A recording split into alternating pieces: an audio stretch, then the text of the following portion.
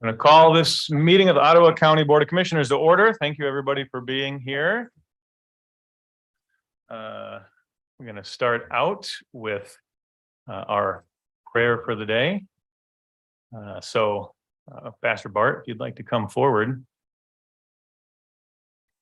Bart Spencer with Pastor Lighthouse Baptist, and an honor to be here. Pray for you folks all the time.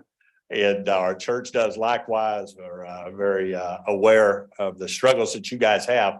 And I just want to commend you for being willing to stand and fight the battles that are going to make a big difference in our lives and our kids. So a couple of short scriptures, and then we'll have a word of prayer. In Ephesians chapter 6, very popular passage, he says, "We wrestle not against flesh and blood, but against principalities, against powers, against the rulers of the darkness of this world, against spiritual wickedness in high places." But then he comes over in verse 18 of Ephesians chapter 6. And as a result of that battle that y'all are facing and the ones that you're fighting right now, he says, "Praying always with all prayer and supplication in the Spirit, watching thereunto with all perseverance." Think about that. "And supplication for all saints." Three things I pray for you folks about. And one of them is clarity. That once we can defend our positions, we can stand, leading to the second one, confidence. We can stand with confidence. But you can have clarity and you can have confidence. But if you don't have courage to stand for those convictions, if the foundation be destroyed, what shall the righteous do? And again, it's spiritual wickedness in high places. But I'm proud of you folks. I pray for you again, our folks do. So let's go to the Lord now as we open the meeting today. Father, I want to say thank you for your goodness to us. And Lord, as these people, as I prayed for them and their images come to my mind as I call their names out, all 11 of them, and knowing the burden that they have taken on willingly, the people just the way you designed it, elected them to represent us. Father, I'm asking now that your power would rest upon them. Lord, as I was considering the things of the last 8 days, Lord, I remember how little David was in the pasture and how he said that he had a lion and a bear come. And perhaps when he delivered those sheep at that time, that he thought that was the end of his job, that that's his purpose. But Father, you prepared him in the pasture to fight in the valley. And it was in the valley of Elah against the giant Goliath.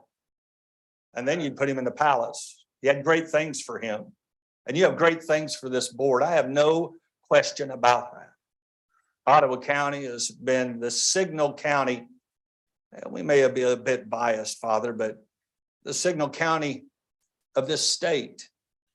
And Lord, she's been a great county for decades and decades and decades. And Lord, there's been threats. And Father, we will stand for thee. Amen. And God, I pray that your watch care over us would be empowered. I thank you for the likes of a David. I thank you for the likes of an Elijah and a Daniel that would stand. And I think of John Baptist and Peter and Paul and the Lord Jesus Christ himself. Father, you even told us that when you stand, the world's not going to like that. They'll hate you, they'll persecute you, they'll ostracize you. But he says, I know that the only reason it happens is because they don't know the Father nor me. And so, Father, I pray that Jehovah Shalom, that the God of all peace would be pervasive in this meeting today. I pray for the chair, that you would bless him and the other council members, commission members, that again,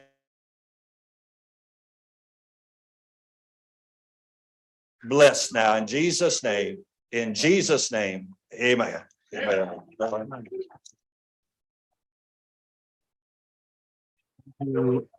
Thank you, Pastor Spencer.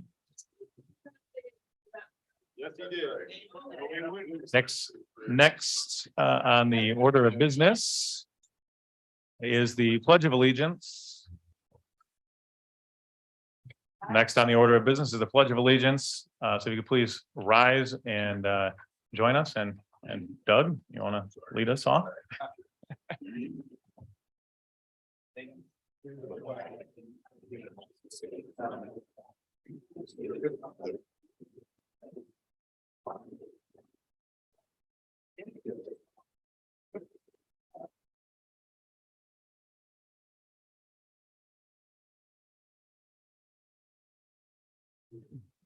Clerk, could you please call the roll? Ms. Cosby. Here. Mrs. Ebel. Here. Mr. Zylstra. Here. Mr. Bonema. Here. Mr. Moss. Here. Mr. Terpstra. Present. Mrs. Curran. Here. Mrs. Rhodey. Here. Mr. Belknap. Present. Mr. Bergman. Here. Mrs. Miedema. Here. Mr. Chair, we have a quorum. All right, thank you. Next order of business today is public comment. So I believe there is a list when your name is called. If you could please come forward and take 3 minutes or up to 3 minutes to address the board, address the chair directly if you could. We are here to hear your voices. That has been said many times. And so we're going to move into that next. This time period is not a time for back and forth between the board and the public, but an opportunity for the public to use their voice. Clerk, if you could please call the first name. Yes, number one is Diane Bixie, Holland Township. Good morning. My name is Diane Fixie, and I have been a resident of Ottawa County, or I'm here, excuse me, as a resident of Ottawa County. I have lived in Zealand all my life, well, except for the stint in Grand Rapids when I attended Calvin College. I've been a county employee for the last 4.5 years. Prior to that, my husband and I owned a small business in Ottawa County for 10 years. Please hear me. I'm going to quote Max Lucado here. Our ears, unlike our eyes, do not have lids. They are intended to remain open. End quote. I'm here today to request that you work with county employees, department heads, and elected officials before making drastic moves. Seek wise counsel of more than just your circle. Did you consider county employees or volunteers when you changed our vision statement? I was hired under Where You Belong, and it's a part of me. I didn't realize how much it was a part of me until it was ripped away. I can't seem to change the logo on my email. Ottawa County, Where You Belong. It is in our culture and it runs deep. We have worked hard to be a county government that brings services to everyone. Where You Belong has been our vision for years. Well, you may not have intended this. I imagine that every person of color felt a slap in the face or a gut punch after the last meeting. I know that as an employee, I sure did. Are there residents now who don't belong? We are a growing county because we have been intentional about making people feel like they belong, not in spite of it. Well, I don't agree that you did it. You have every right to fire corporate counsel, the administrator, or the health officer. I don't personally know John Gibbs and his experience, but he was not set up for success. He's a deputy administrator that has 6 to 7 weeks under his belt and a future corporate counsel that doesn't have any history, and specifically Ottawa County government. Did you consider how John Gibbs would be able to lead a staff that loved John Shea? Did you consider our continuity of government? Did you consider our AAA bond rating? Did you talk to the sheriff, the treasurer, the clerk, or other elected officials or department heads about how often they seek legal counsel? Did you consider that you might be leaving them out high and dry? As a county employee, I want to work with you. I want to continue the collaborative spirit that has been in our culture. I desperately want to feel like I belong. Thank you. Number 2, Darlene Dykstra, Georgetown Township. Good morning, all. My name is Darlene Dykstra, Georgetown Township. Really? Okay. Thank you, new commissioners, for defending freedom at the last meeting. Representing the people is an important job, especially since it was the people of Ottawa County who voted you in to make the changes to the status quo that has hindered us in the past. I recently read the resolution to establish, quote, where freedom rings, that was presented last Tuesday by our new vice chair, Sylvia Rhodey. I remember thinking at the time that it was an amazing and well articulated resolution which represented the common sense values that the large majority of our community has. The meeting last week was an amazing demonstration that right out of the gate, the new commissioners, Joe, Sylvia, Gretchen, Lucy, Allison, and Roger, showed that they are determined to fulfill the oath of office they've taken. Promises made to their constituents, promises kept. What a novel concept. Elected officials that actually followed through with their campaign promises. I'm excited that these courageous men and women are taking decisive actions early instead of stretching things out for months upon months, knowing that they would be taking heat by the opposition, such as negative and false reporting by the media and other liberal factions within our community. They expected the meltdown of the opposition for the closing down of the DEI department, so they took immediate steps that any business typically takes when the need comes to fire someone. These are necessary steps in order to reduce havoc in the community and in infrastructure of the business as a whole. Having been a business owner myself, I understand the importance and common sense of this action.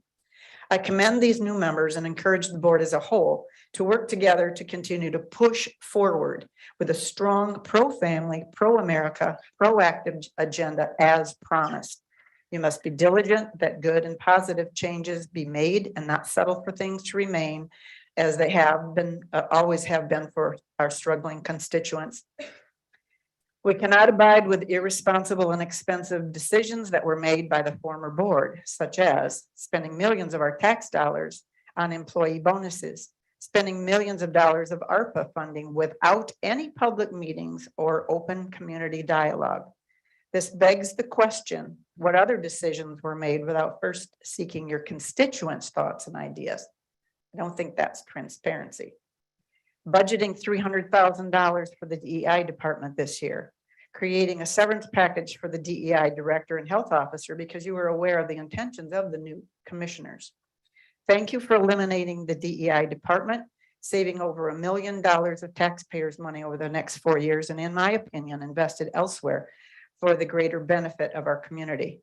Just a side note, I was simply taken aback by the suggestion that the original $400,000 funded to the local businesses that donated money to kickstart the formation of that department. Thank you. Thank you. Number 3, Linda Lamany, Spring Lake.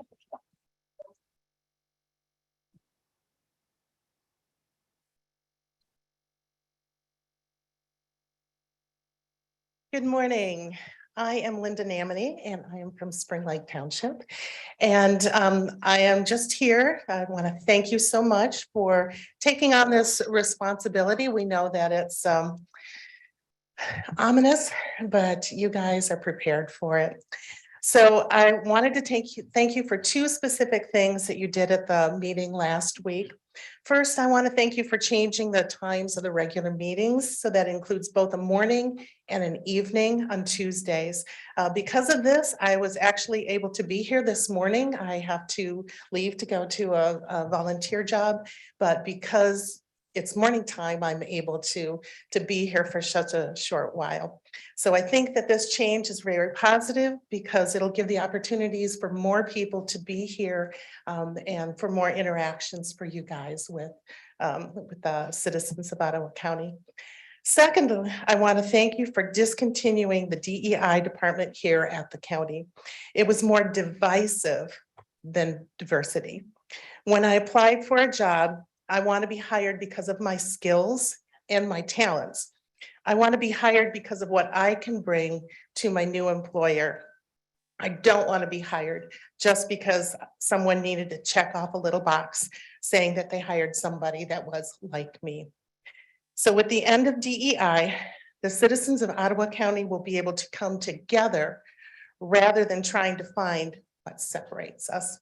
So again, thank you for serving the citizens here in the county. I thank you for listening to the voices of the people. God bless. Number 4, Joel Studebaker, Jamestown Township.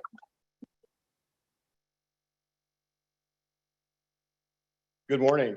First, I would like to express my thanks to our county commissioners and to John Gibbs for fulfilling the campaign promises that you made. The second thing I'd like to address is the false narrative being spread by leftist groups in the media concerning the removal of DEI. Diversity, equity, and inclusion, specifically equity, is the special treatment of a specific group of people. Fortunately, our forefathers had enough insight to deal with this, and our Constitution actually provides equality of opportunity for all Americans. I would like to address that. I'm a music guy, and my favorite group of all time really goes back to my childhood is they were called DC Talk. They wrote a song called Colored People. And the first verse and chorus says, "Pardon me, your epidermis is showing, sir. I couldn't help but know your shade of melanin. I tip my hat to the colorful arrangement because I see the beauty in the tones of our skin. We've got to come together and thank the maker of us all. We're colored people and we live in a tainted place. We're colored people and they call us the human race. We've got a history so full of mistakes. We are colored people who depend on a holy grace." The last thing I'd like to address is changing our county slogan from "where you belong" to "where freedom rings." Again, the media, the Democrats, the fake Republicans want you to believe that a particular group of people are all suddenly not welcome in Ottawa County. This is a lie. It's a lie that's being used to spread division, to divide us. It's the tool of Satan. To the contrary, again, your protected rights that come from the Constitution mean everyone is welcome in Ottawa County because all are treated equally, given equal opportunity. So very literally, it means everyone belongs because freedom rings. Number 5, Barbara Lee Van Horsen, Grand Haven City. Mr. Chairman, I'd like to request that people repeat their names when they come because we don't necessarily hear them from our clerk. Thank you. We Thank you, didn't- Commissioner Bergman. We didn't know who that was. You could please, when you get to public comment, step forward, introduce yourself and address the board. Thank you. I'm Barbara Lee Van Horsen. I am a resident at Grand Haven, the city, and I'm the experimenter at the Momentum Center. Today, I'm not here to talk about ideology. Today, I want to share information about mental illness. I want you to know that 2 out of 5 adults now report symptoms of anxiety or depression. That in Ottawa County, in a classroom of 30 students, 5 of those students have seriously considered suicide, and 2 or 3 of them have made an attempt. That 1 in 5 adults in Ottawa County report that they have poor mental health. One thing COVID taught all of us was that sudden, unexpected changes and the unknowing and uncertainty that so often follows are detrimental to our mental health. They create a sense of trauma and ultimately increase our level of anxiety. I'm deeply concerned that the actions taken here last Tuesday have significantly increased the level of anxiety in our county. I know that you have objectives and goals that you want to achieve. I hope you'll be open to listening to and hearing from all of your constituents and take seriously all of their concerns as you move forward. But today, I mostly want to urge you to be thoughtful in the way you go about achieving your goals and judicious in the way you exercise your power so that you do not exacerbate the very issues you are trying to relieve. Last week, I invited you to an event on mental illness and suicide that'll be held at the Momentum Center in Holland on January 17th. I left flyers and I don't believe those flyers ever made it to you. So I'm going to leave those again, and I'm going to invite you to come and be part of that community event to learn about the resources that are available here for our residents around mental illness and suicide. We really do have to find ways of working together if we're going to work for the betterment of the mental health of everybody in Ottawa County. Thank you.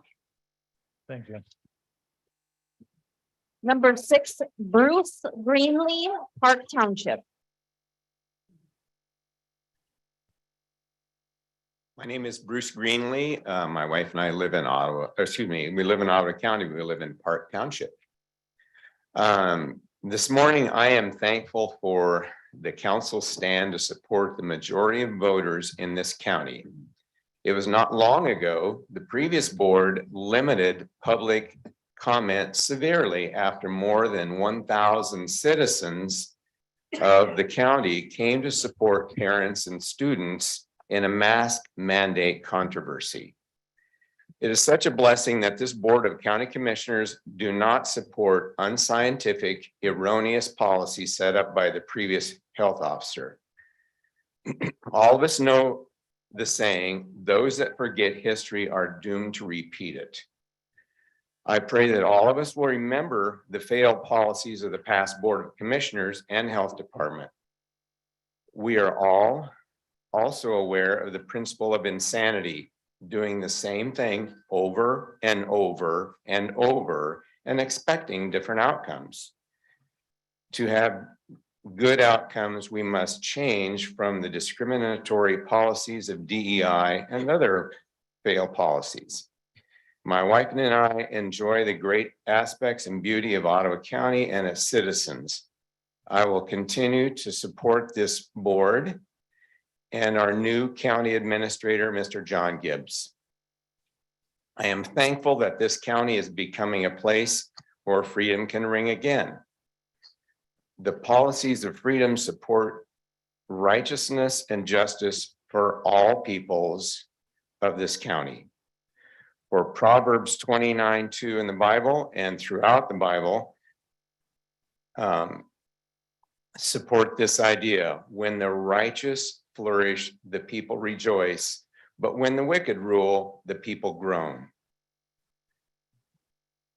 Not of the people on the previous board, none of the people on the previous board, this current board, or anyone in this room are perfect, but we all benefit from righteous policies and rulings. Thank you. Thank you.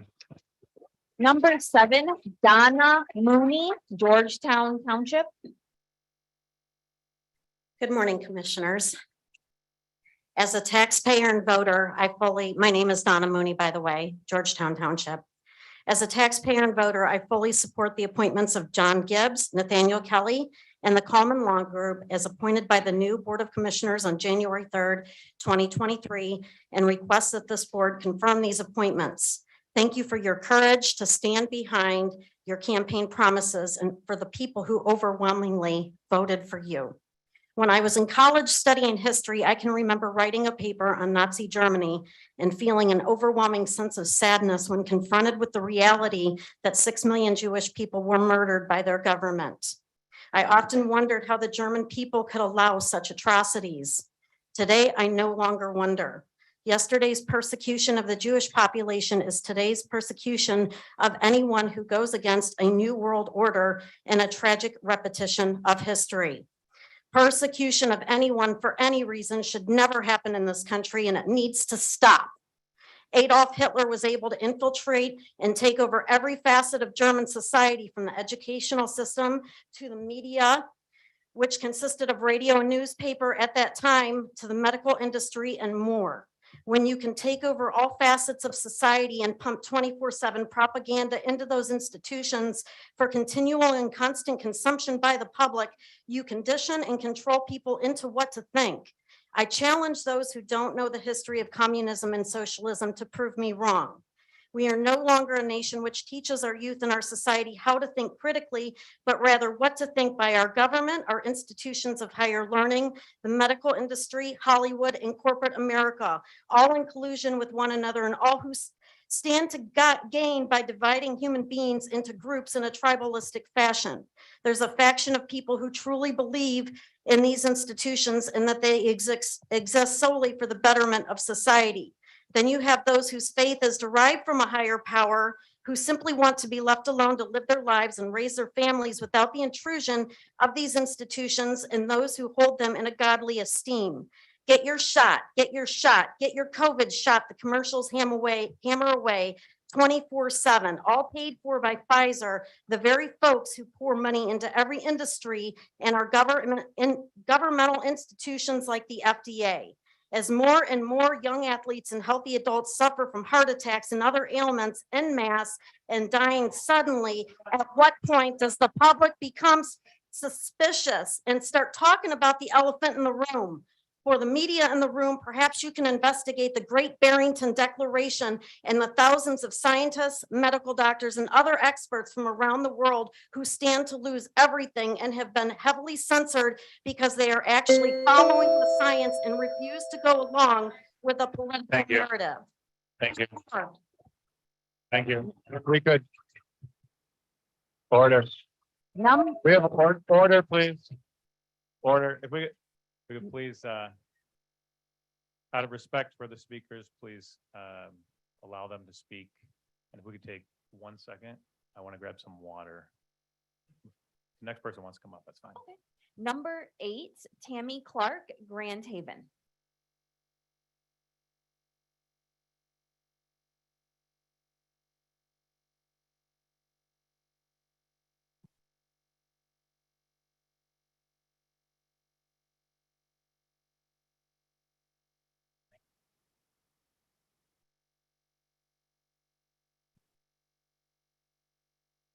Tammy Clark, Grand Haven. I have worked in the fields of industrial hygiene. I have worked in the fields of industrial hygiene and environmental health and safety for 20 years. The experts in these fields are the ones who manage environmental health, safety, and compliance program that affect every sector of public health. Those in our career fields are the experts who have managed pandemic response with effective control measures and proper protocols for decades. In 1950, the National Safety Council established the hierarchy of controls that has dictated pandemic response since. The hierarchy of controls is the only scientifically proven protocol, government required, for managing pandemics and reducing or eliminating hazardous exposures for those in occupational settings or the public at large. For the first time in the history of pandemic response, the government abandoned its own protocols, creating greater hazards for the public at large. These protocols exist and are enforced through OSHA because they are based on scientific data. For the first time in the history of pandemic response, the government also abandoned its own experts. Instead of relying on those who are credentialed and experienced in managing pandemics, the government relied on two individuals, Drs. Fauci and Birx, neither of whom are qualified to manage pandemics. We now know that the draconian mandates they forced on the public were not only totally ineffective, they had absolutely no basis in science, data, or evidence.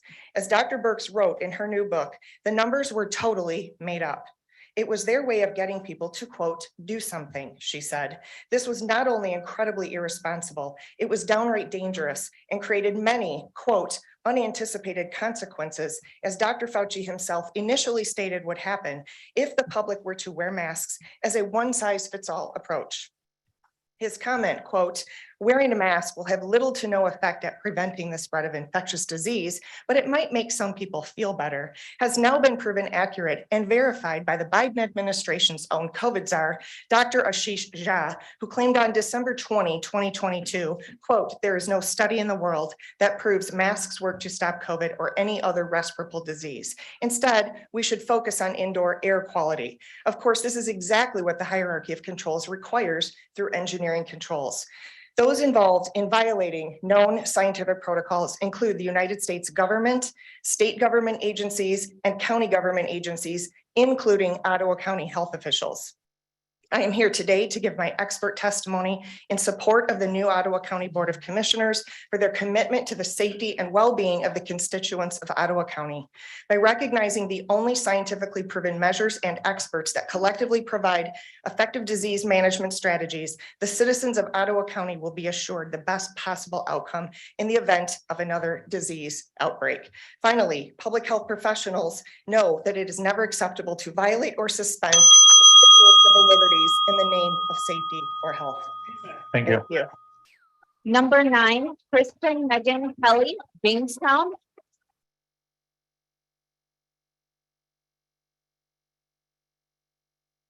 Hi, I'm Kristen Megan Kelly from Jamestown Township. Industrial hygienists are the subject matter experts on exposure controls.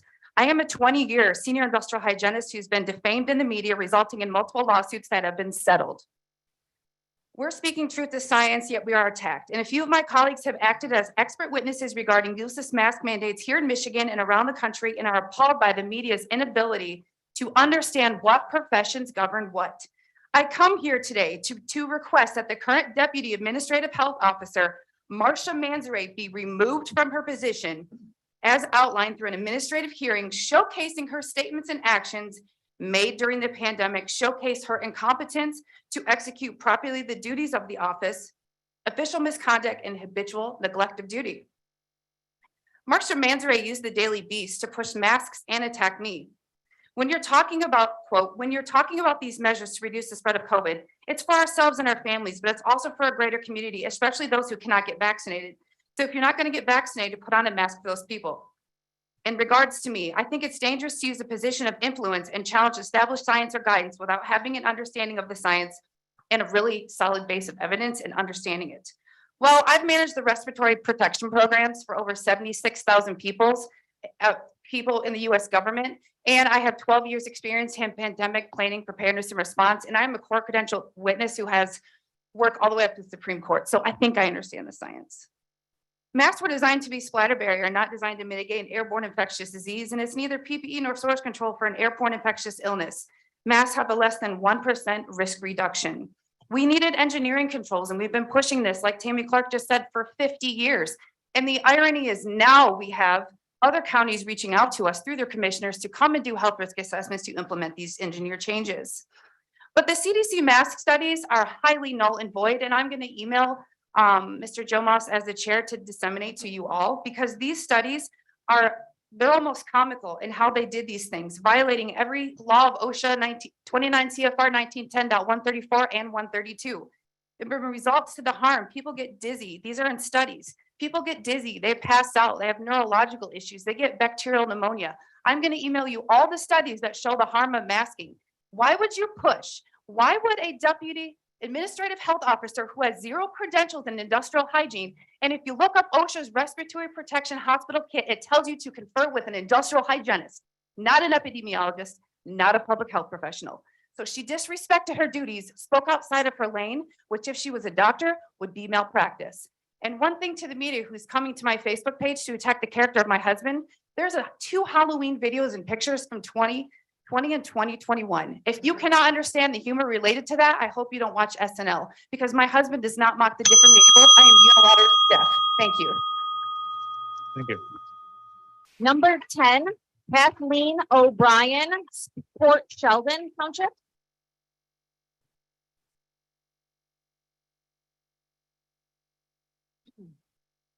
Good morning. I'm Kathleen O'Brien. I'm in Port Sheldon.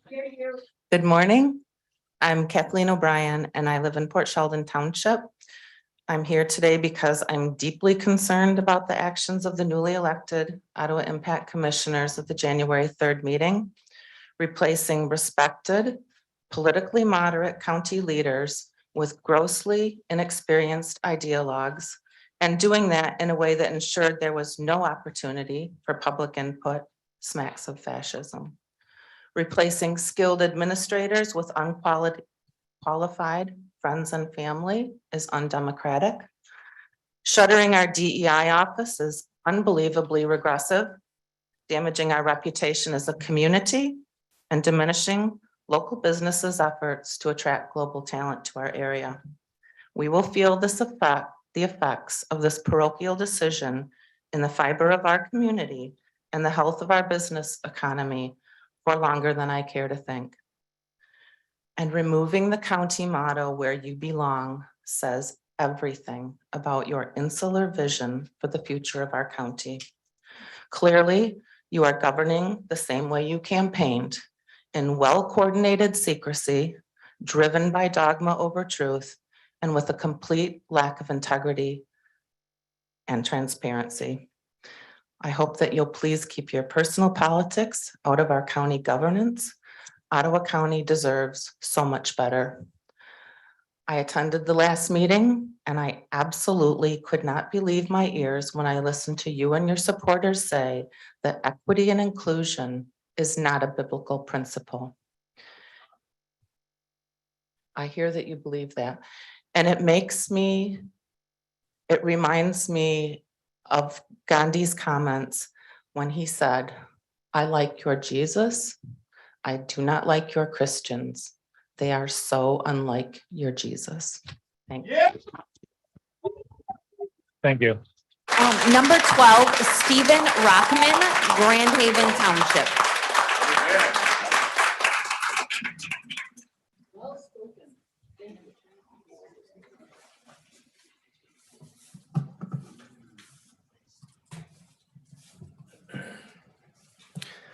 Good morning, Stephen Rockman from Grand Haven Township. You sit on the board today because a majority of the voters wanted a county government that works for them and their families, not virtue signaling, not being called racist and bigots. Today, I expect a lot of, well, I never, pearl clutching about getting rid of the DEI and replacing Shea with Gibbs. And speaking of the DEI, well, now about half of the commissioners are women and our county administrator is Black. No doubt he will be called a white supremacist. Notably, the last board was filled with men. But I guess that was okay because it looked like they just rubber stamped the GAR agenda. Now, frankly, the hysteria I've been reading and hearing about since your first day reminds me of when Trump took office. It's the same crowd, the same Alinsky playbook. I have to expect to hear that you are agents of the Kremlin and to hear cries of dark money or some such nonsense. So in light of the unhinged attacks coming your way, I think it's appropriate to read from Ephesians 6. I got a bit upstaged by the pastor today. The whole armor of God. I have no doubt I would be pilloried for being a white Christian nationalist.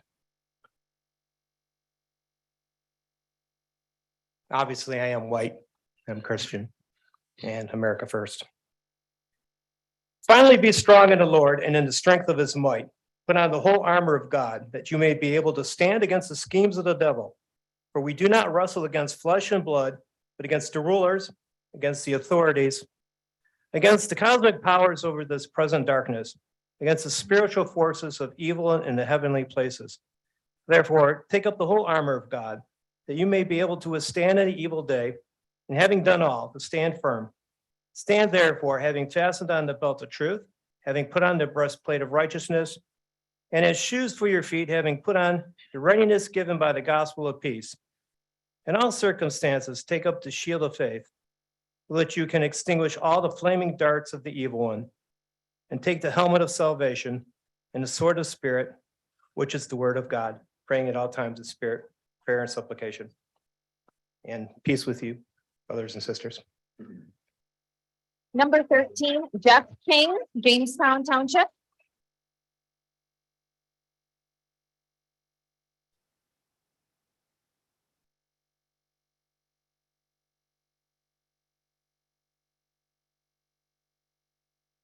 King, number 13, Jamestown Township.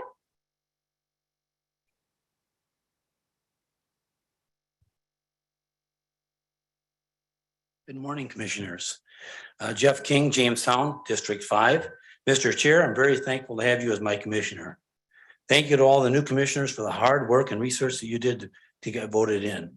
Commissioner Rhodey, thank you so much for the extremely extensive research you've done and are continuing to do on behalf of the taxpayers of Ottawa County. Commissioners, I thank you so much for giving us John Gibbs as our Ottawa County Administrator. John is highly qualified, actually overqualified for the job.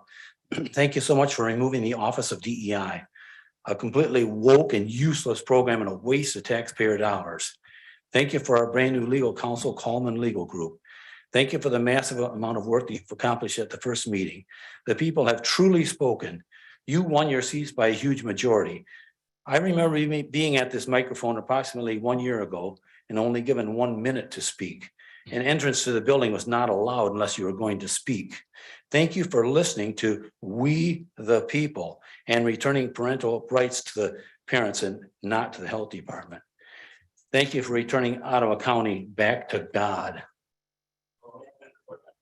There's a huge revival coming like no one has ever seen before. The silent majority is silent no longer. We will not be demonized for our faith in God and His word. There is nothing hidden, but that it shall be revealed. There's nothing kept secret, but that it shall be made known. Proverbs 8, verse 35 and 36, for he who finds me finds life and obtains favor from the Lord, but he who sins against me injures himself. All those who hate me love death. Isaiah 54:17, no weapon that's formed against you shall prosper. Every tongue that rises up in judgment against you, you shall condemn it. This is the heritage of the servants of the Lord, and their righteousness is from me, declares the Lord. If God be for us, who can be against us? Jesus is Lord of Ottawa County. Godspeed, commissioners. Thank you. Thank you. Number 14, Karen Obit, Spring Lake Village. Number 14, I can't hear when they're clapping. Yes, number 14. Thank you. Hi, my name is Karen Ovitz. I live in Spring Lake. At last week's board meeting, Commissioner Rhodey spoke in defense of the decision to dissolve the Ottawa DEI office by claiming that our community deemed its agenda destructive and divisive.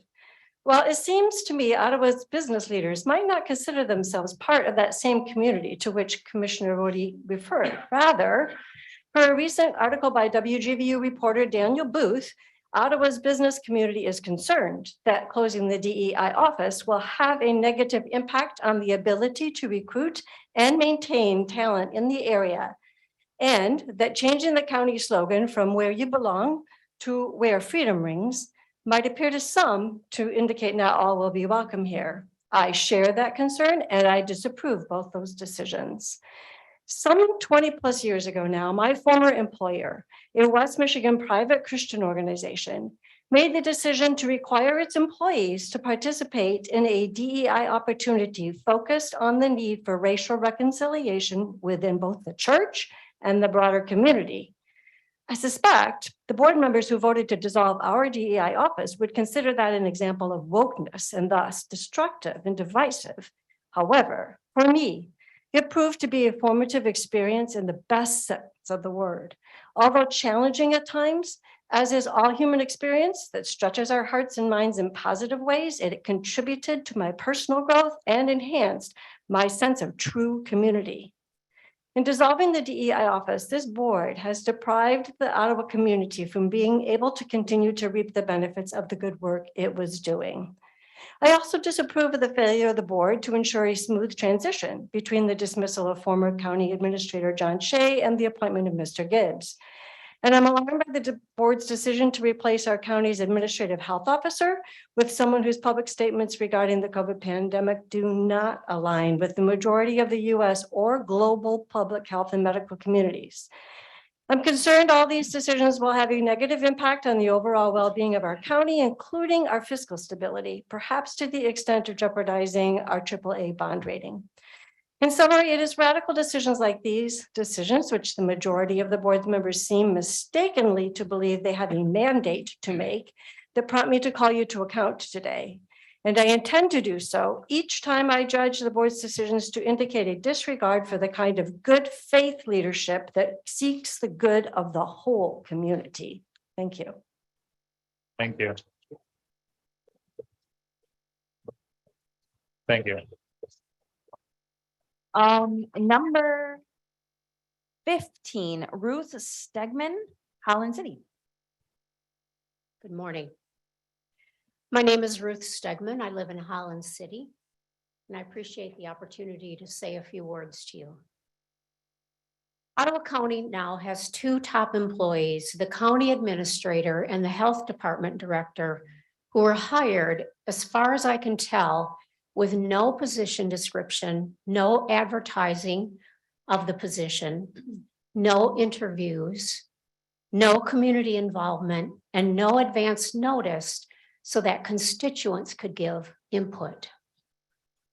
Instead, everything was done behind closed doors and then delivered as a fait accompli. No respectable business, nonprofit, or governmental entity especially would hire their top personnel in this way.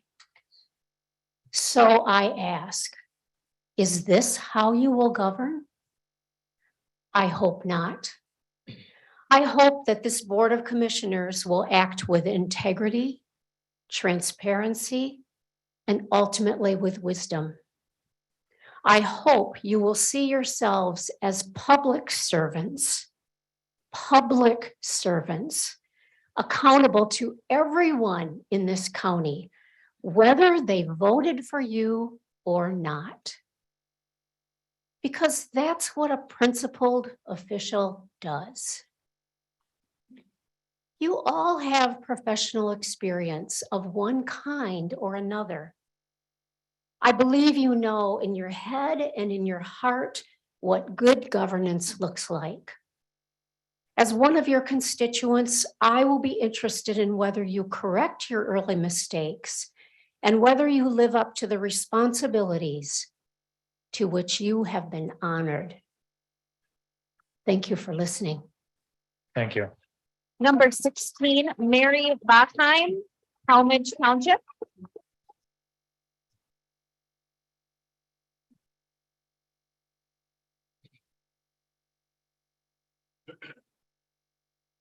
Mary Bachheim, Talmadge Township.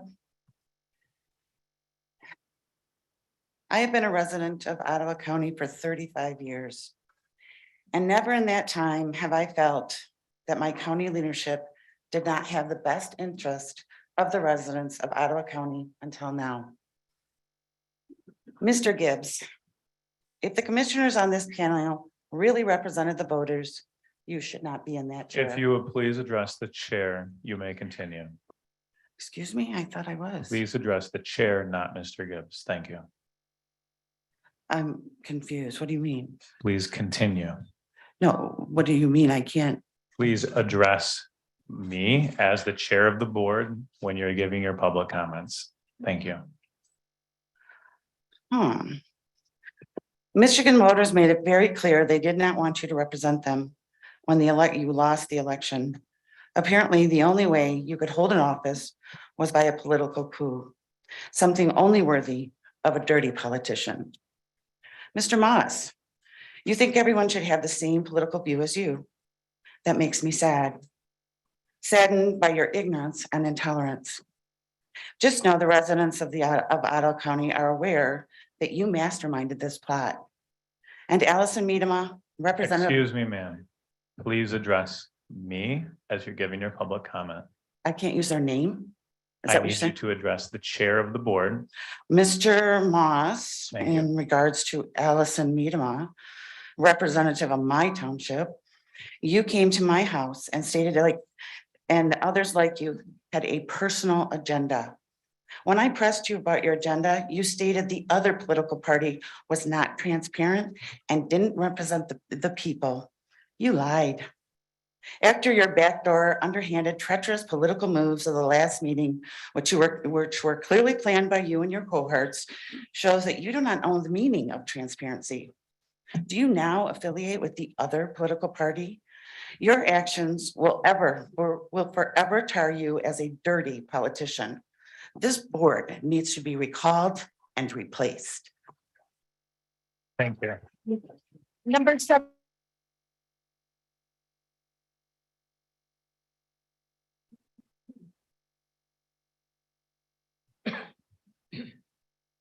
Good morning, Don Bachheim, Talmadge Township.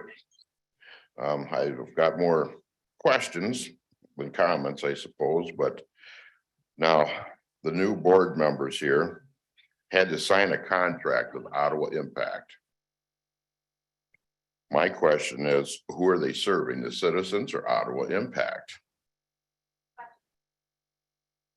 You know, you understand what I'm saying? I don't know why, how can you serve two? Because this is a public entity. And also you eliminated the DEI, saving great amount of money. But how much is over, what, $250,000? When you replace these folks that you're shelling out? Let's put that in perspective too. And why not take public comments? You know, when you have your board meetings, why was it done behind closed doors?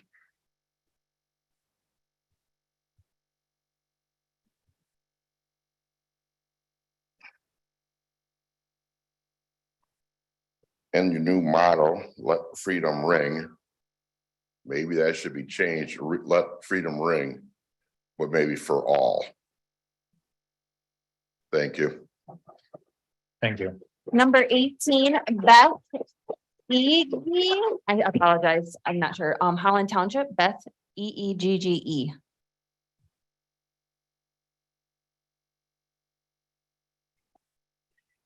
Beth Eggy, Holland Township. I'm a 20-year resident of Ottawa County.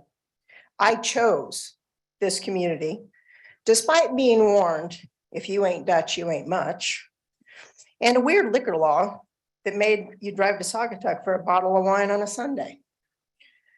I chose the community for education and opportunities for my family and for my children. I taught them to be kind, thoughtful individuals. And they taught me the importance of diversity, inclusion, and richness in other cultures.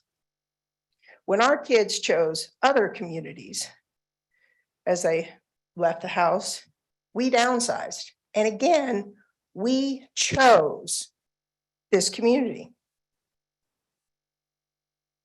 In the 20 years, I have witnessed tremendous growth and change in the culture of this community.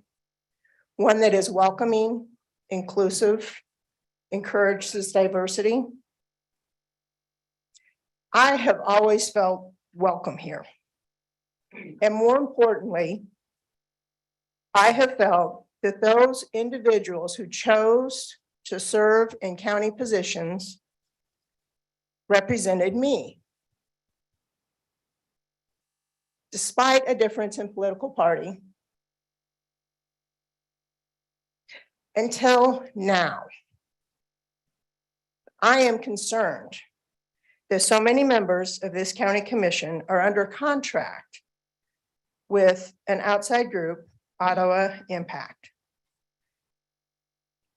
I am concerned, despite the oath of office, to serve this county, to serve me and my family, that you will be able to hear what your constituents have to say. That you will be able to make independent, thoughtful decisions in the good of all who choose to live here and those who might choose to live here in the future. Where freedom rings feels hollow and divisive. Where freedom rings, I have the freedom to stand here and express my disappointment in the commission's actions. I can voice my opposition to Ottawa Impact. I have that freedom, and you represent me. Where freedom rings.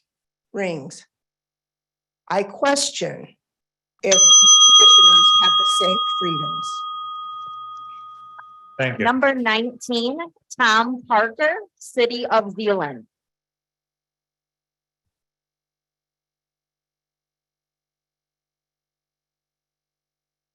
My name is Tom Parker from Zeeland.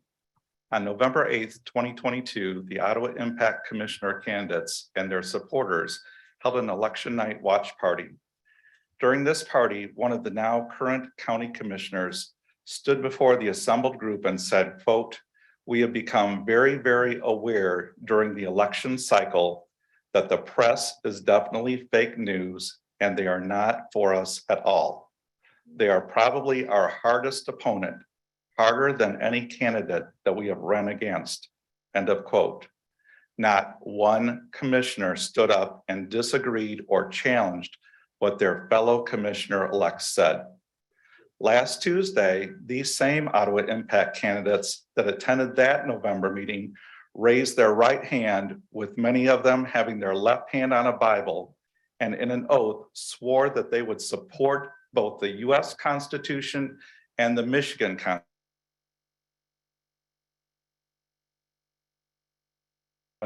that calls for the freedom of the press.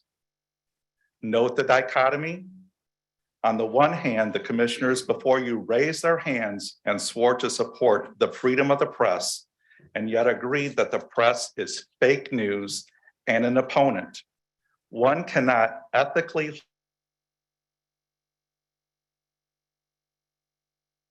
resign your office.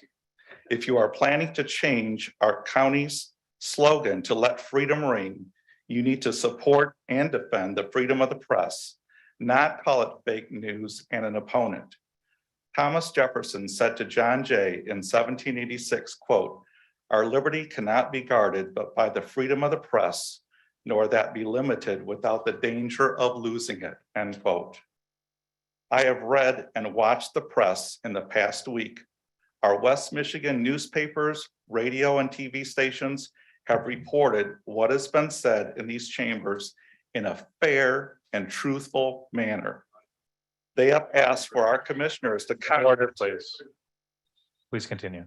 Thank you. They have asked for our commissioners to comment, yet the Ottawa Impact Commissioners do not make comments or return calls except to their own echo chambers. New commissioners, this is not the transparency that you promised. In conclusion, to the press, stay strong and remain vigilant. I applaud your coverage. To the Ottawa Impact Commissioners, if you cannot support and advocate for the freedom of the press, this is not where you belong, representing us as commissioners. Thank you for listening to my thoughts and concerns. Thank you. Number 20, Joe F. Spalding, Holland Township.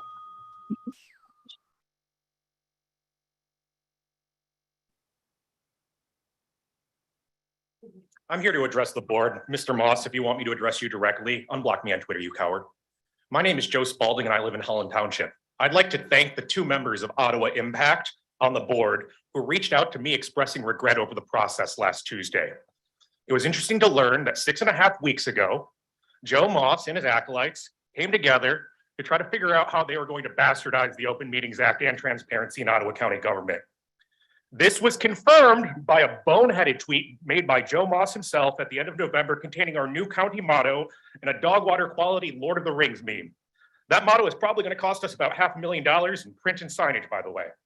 The funny thing about Lord of the Rings is its author J.R.R. Tolkien, who's my third favorite member of Antifa after my two grandpas, was a Catholic, and he was a Catholic who killed literal Nazis. Tolkien, without needing to be told, the Ottawa Impact campaign at Lighthouse Baptist Church, and I know you had their pastor here, where the pastor called Catholics demonic. It's on video, I've got it. It's on my Twitter, you can check it out. He would instantly recognize Joe Moss for the brown shirt charlatan that he is, snap that pea shooter off his hip and shove it down the throat of the nearest fascist. But he's not here, and you won't be suffering from him. I am, however. And just like one bearded guy with long hair once said to pale horde of desiccated ghouls, you will suffer me. Celia Rhodey, briefly. Last year. Excuse me, sir, please address the board chair. I am addressing the entire board. You can give me my time back if you want to keep interrupting me. Please continue. This is my time.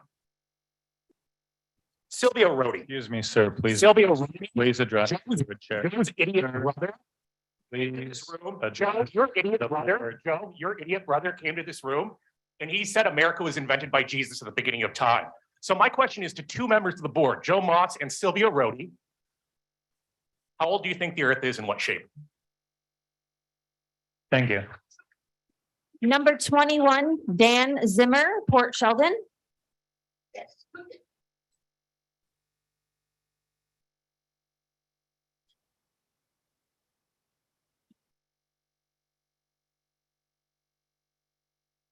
Good morning.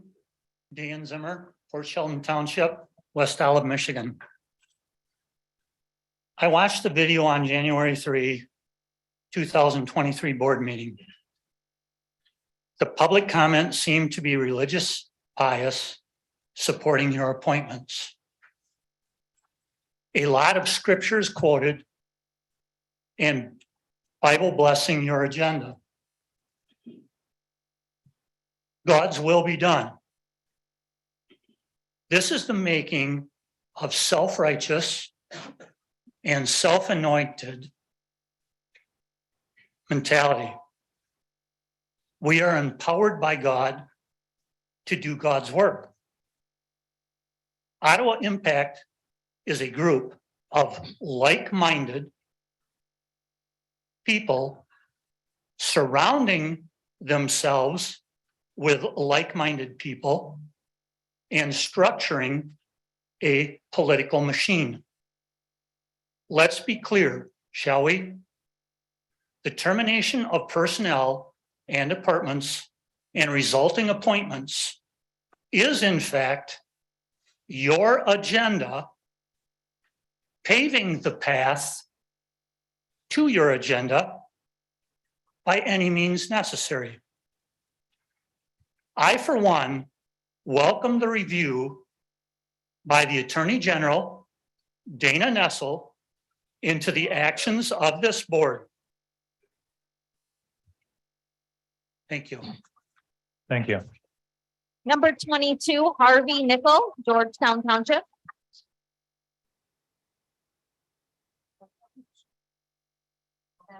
Hello, I'm Harvey Nickel. I live in Georgetown Township.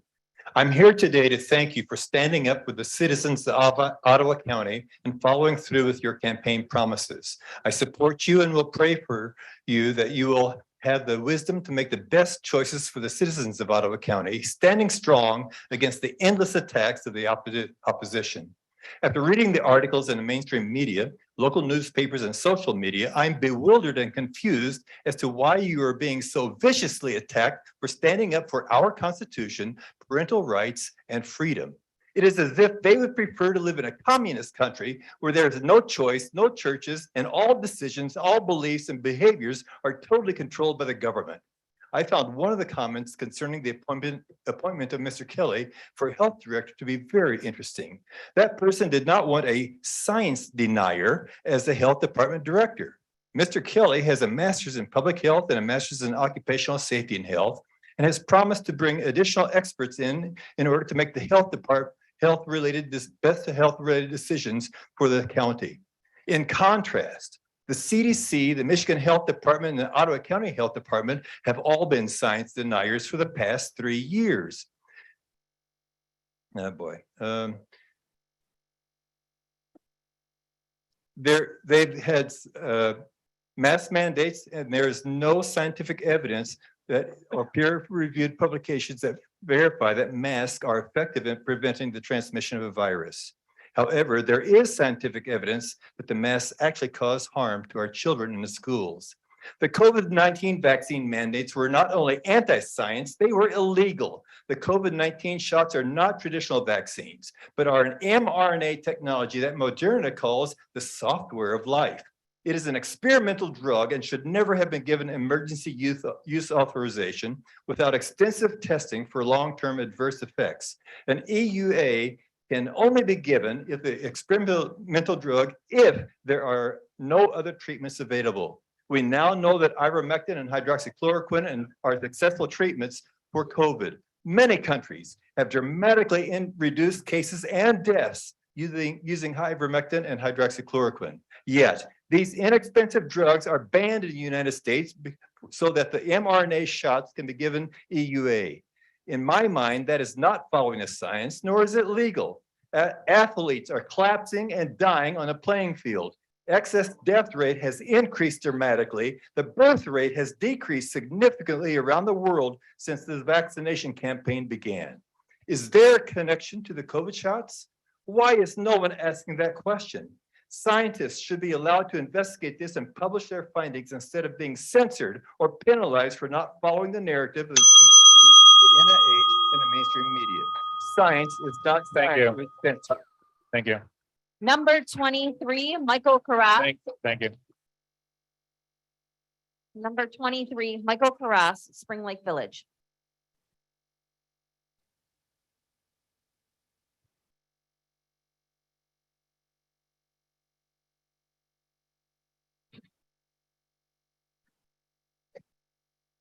Good morning. I'm Michael Carras. I'm a resident of Spring Lake Township. I want to thank you for the wonderful minutes that you make available to us, both draft and approved. And I want to make a suggestion.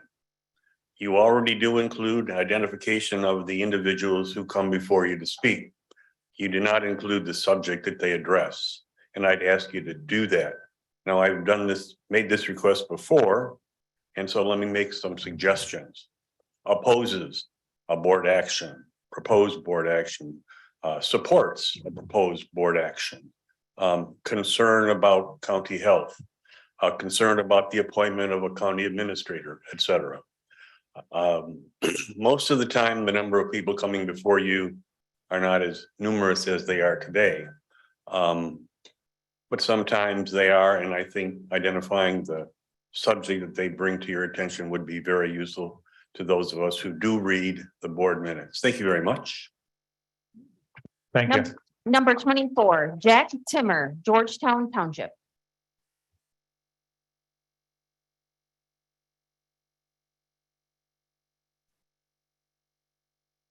Good morning.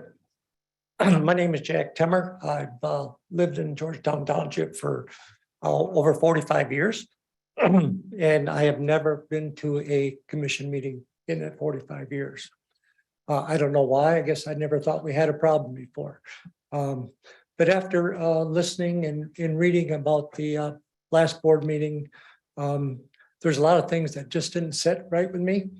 It appears, in my opinion, others I talked to, that there's a majority of the board that was doing a lot of pre-talking and pre-decision making before that board. I'm sure there was a majority of discussion. It wasn't public.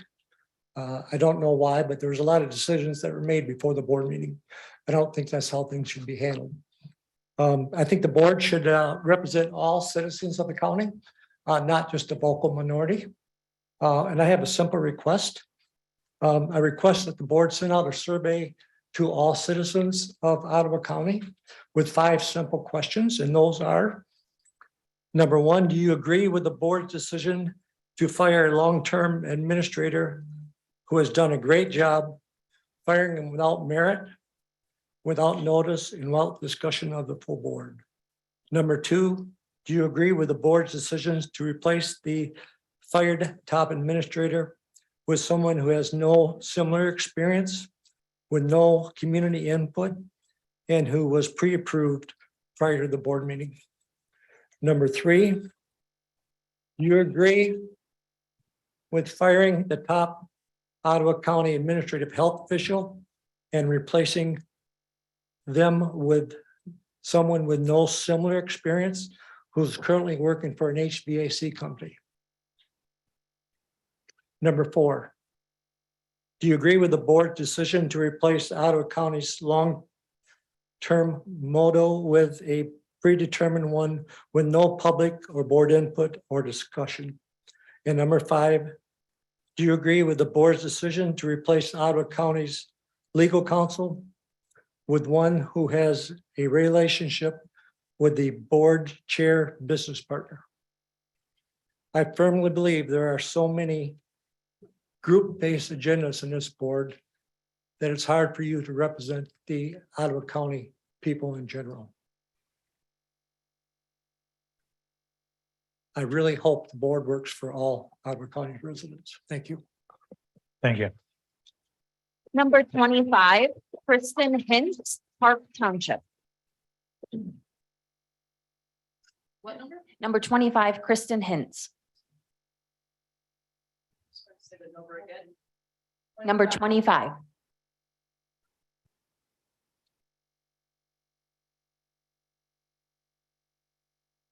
Good morning, Board of Commissioners. My name is Kristen Hentz. I'm a resident of Park Township. voter of District 1. I'm here today to talk a little bit about your new logo, Where Freedom Rings. I am so thankful to live in this country where I have freedoms as a single white woman, educated, of 52 years old. I am thankful that my father and that my grandfather had the freedom to come to this country from Germany and to be able to go to college, have land in which he could develop equity to help pay for my father's college. I'm thankful that my father, after serving in the military, had the GI Bill. He was not Black. And I'm thankful that he was able to go to college and to save up money and to have equity. So that when I came along in 1970, that I too would be able to have two parents who loved me, who supported me, who gave me food, shelter, water, and so much more. I was able to go to college.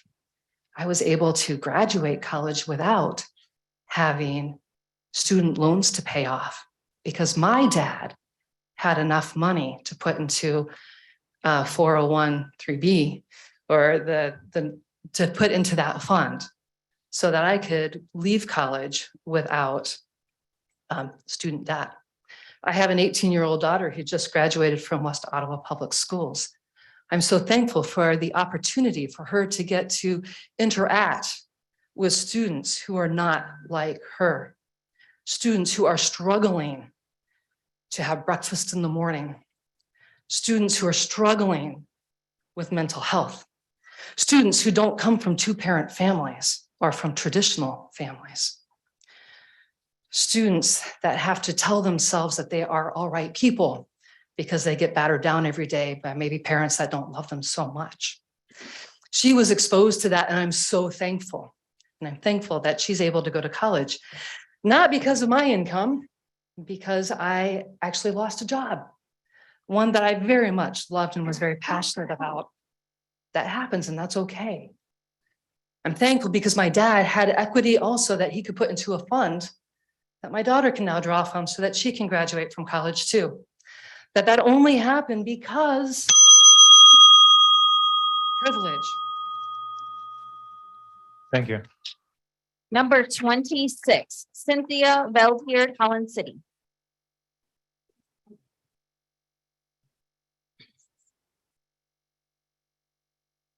Number 26, right? The induction loop system is not working, so it's very hard to hear. Cindy Veltier DeYoung, City of Holland. It seems that many of you who are commissioners and new staff have chosen to use power in a way that builds resentment rather than respect.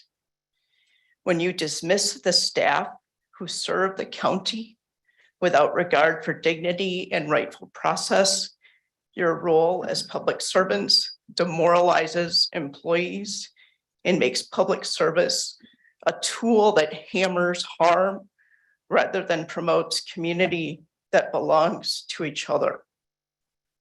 Your actions are actually making many of us wonder if we do belong in a county where lack of those who care for employees of this county, where residents who do seek to mitigate a virus, where people who are not white and able-bodied are actually in a county where they might belong.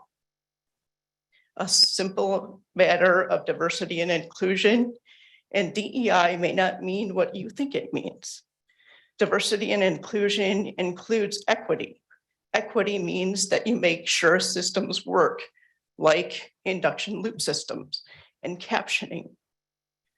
Equity means those who are not able-bodied can assume that they are welcome here. Do you really want this place to be a place where people make fun of ASL interpreters? Do you want Ottawa County to be known to be exclusive in a really nasty way?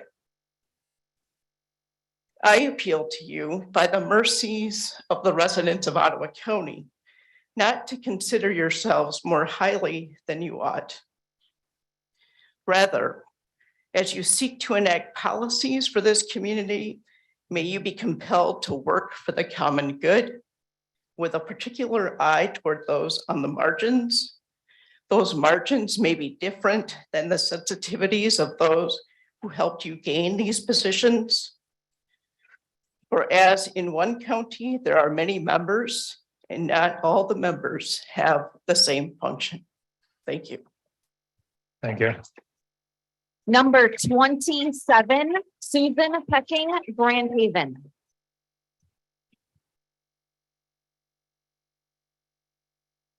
Good morning. My name is Susan Picking.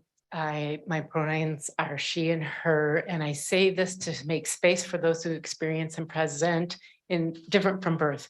And I acknowledge the land and honor the Ottawa, Ojibwe, Potawatomi, Algonquin ancestors who walked here before me. Thank you, commissioners, for stepping into a role for which you're called. I am grateful. I do have grave concerns about the lack of transparency and covert meeting prep last Tuesday.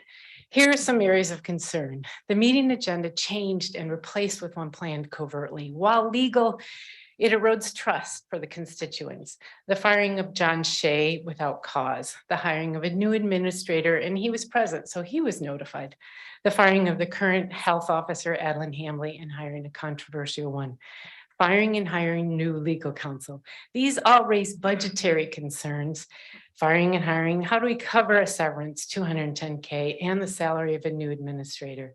Taxpayer dollars, was the public notified? And the dismantling of the DEI initiative, and the work has already begun there. Questions for the commissioners. Can you recall a time being pulled over? What was your internal dialogue? 10 and 2, where's my license, registration, and insurance? Should I reach for it? Will I get points? Will this raise my insurance? These are common questions going through one's mind. And then did you think to yourself, I should call my spouse to witness this traffic stop?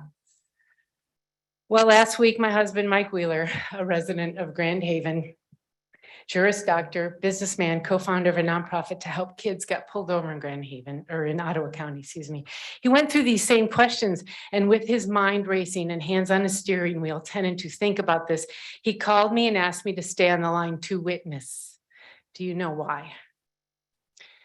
This, my friends, is why there's a need for DEI education. Bring it back. We need to educate the community and the future generations of Ottawa County about bias and prejudice so we can dismantle racism and create an inclusive community. It prepares youth to live in a diverse world outside of Ottawa County. We need to have the hard conversations to become inclusive where all belong so we can attract diverse businesses in the fastest growing county in the state. And if my husband felt safe where there was no need to call me, then I would say this is a community where you could wave your banner where freedom rings. But it isn't safe and it doesn't feel safe. If you're a not white, heterosexual, cisgendered human, sadly, your freedoms are different.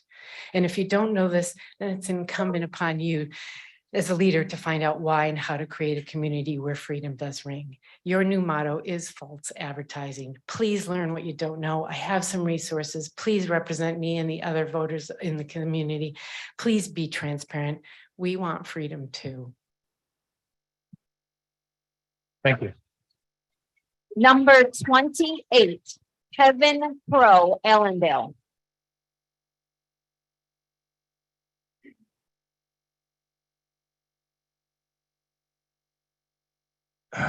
Where to go? Where to start? My name is Kevin Crowe, Allendale Township. Right off the bat, I'm shocked, appalled that the county commissioners would do it the way that they did it. I realize you guys have every right to do what you did. You're newly elected officials. You can put anybody in office that you want to. But I'm just curious, if the commissioners could just take the time before the next meeting, maybe get into a dictionary and look up the word transparency. Obviously, you don't know what it means. You don't know what the phrase overqualified means, because I tried counting how many times every one of the commissioners, including our new administrator, said overqualified. I think his new name is I'm overqualified. I was in the mortgage business for years, and being in the hiring process and the firing process several times.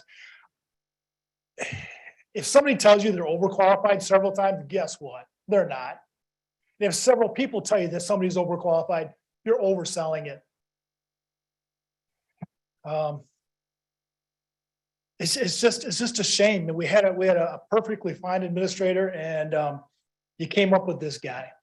And I'm curious, how did you come up with him? I mean, did you have a little meeting? Chairman Moss, I'm supposed to address you.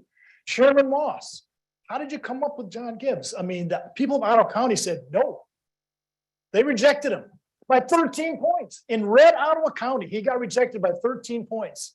That tells me there's a heck of a lot of Republicans that said they didn't want John Moss in office. They didn't want him representing us. They didn't want to hear what he had to say. All these women on the commission, everybody's applauding, oh, we got these women on the commission. You wouldn't even be sitting there if it was up to him. You wouldn't even get to vote. He says it was satire. I don't think it was. I think that's the way he thinks. And if that's who we're gonna have running our county, it's just amazing. Closing the DEI office. I have family and friends that are gay, lesbian. You slapped them in the face, every one of them. Everybody in this county that's gay. Everybody that's a minority. Just because of your religious beliefs doesn't mean that you get to shove it down everybody else's throats. Just because you're white Christian conservative does not mean that everybody in this county, everybody in this room thinks the way that you do. You're here to represent everybody in this county, not just the white Christian conservatives. You know, I grew up in Allendale. We moved to Allendale when I was in the first grade. I heard, if you ain't Dutch, you're not much. So many times I could puke.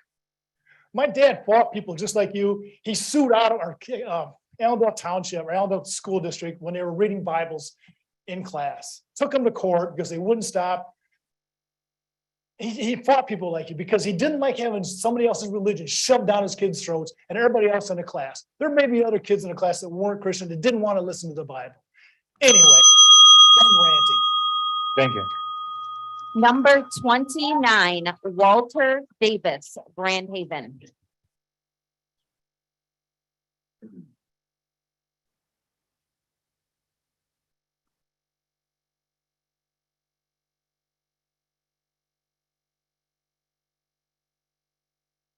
Professor Walter Davis from Grand Haven, where I was among those instrumental in defeating your candidates for the commission and for the school board. Unfortunately, I didn't get my message out to some of the other counties. I'm going to correct that. 3 minutes is a very short period of time. 288 minutes is quite a long period of time. If anyone spoke before and after every one of your meetings for the next 2 years, they would take up 288 minutes. I plan to do that. I plan to do that by presenting a coherent and developed refutation of everything you stand for. Last time I was here, I used the word fascist to describe you. That is not a word I use loosely. It is a word I use only after careful historical study. And by the way, historical study means that you operate from multiple working hypotheses in the study of something, and then you judge it not in terms of what you want to believe, but in terms of which hypothesis is hardest to get rid of. I know you didn't understand much of that. My conclusion that you are fascists was very well based. It's also indicated, and I should point out, we are not a Christian nation, we're a democratic republic. Christian, I'm talking to you, Joe, don't worry. I'm always talking to you, Joe. I was just calling for order. Thank you. Please continue. Christians against Christianity by a minister. American fascists by a man who has a divinity degree from Harvard University. 7 deadly sins of white Christian nationalism by an Episcopal minister. There's also a number of essays by a Baptist minister that I could give you. Christian nationalism is not Christian. That's the first thing you should all know. Your reading of the Bible is troglodytic and rebarbative. There is no basis for the way you read the Bible. Your spiritual advisor is aligned with a church that practices nothing but hate. Fascism is the substitution of conditions of discourse by conditions of force. That's what you are doing and have shown us that you're doing. When I use that word, I only meant it to apply to Joe, Sylvia, and John Gibbs. I do not mean it to apply to the other people who have signed their contract with you, Joe, because I think they may be beginning to reevaluate that contract because they know they are not serving their constituents, they are serving your will and command. And I would suggest that they might reconsider that matter. Thank you. Mr. Chair, we have, our timer is maxed at 90 minutes and we have to reset it. Are you okay with using a cell phone timer on the next person? Or are you okay with 2 minutes? Yes, I'm okay with resetting it or using the timer. We'll And- have the timer back. It's just we Yep. just have to reset it. So we can use the phone on the next person and then we'll be good to go. Why don't we take a short recess, Okay. allow people to use a restroom if they want or whatever, and come back in about 10 minutes. Thank you. Sooner if you can. Thanks. We're in recess. Thank you.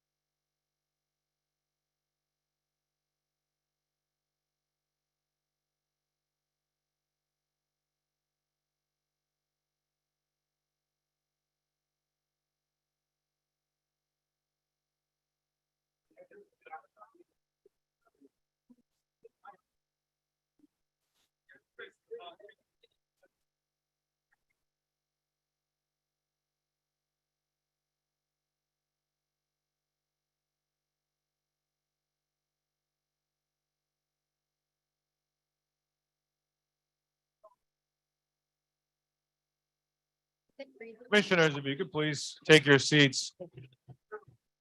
We're going to get started again.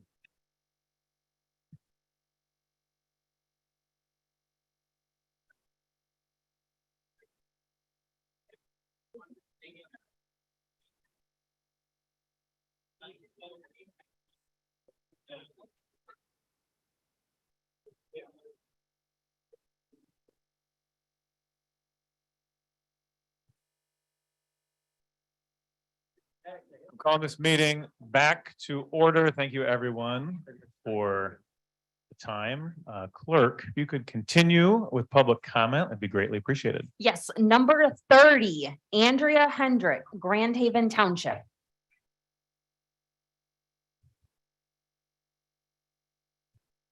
May I quickly ask that when we present the next speaker, that we wait until after the crowds have calmed down so that we can hear? Yes, thank you. And also for everyone seated, if Can you you'd set my like, timer? yeah, we'll reset it. If you'd like to clap, please do very briefly so we can continue with the public comment. Thank you. Thank you. I'd like to start with a couple of numbers. So I did a little bit of math, and if we hire this law firm 40 hours a week, 52 hours a month at 200 or 52 hours, 52 months, 8 weeks a year at $225, we're going to be spending roughly $468,000 on this legal firm. Our previous legal, our corporate attorney was at 100.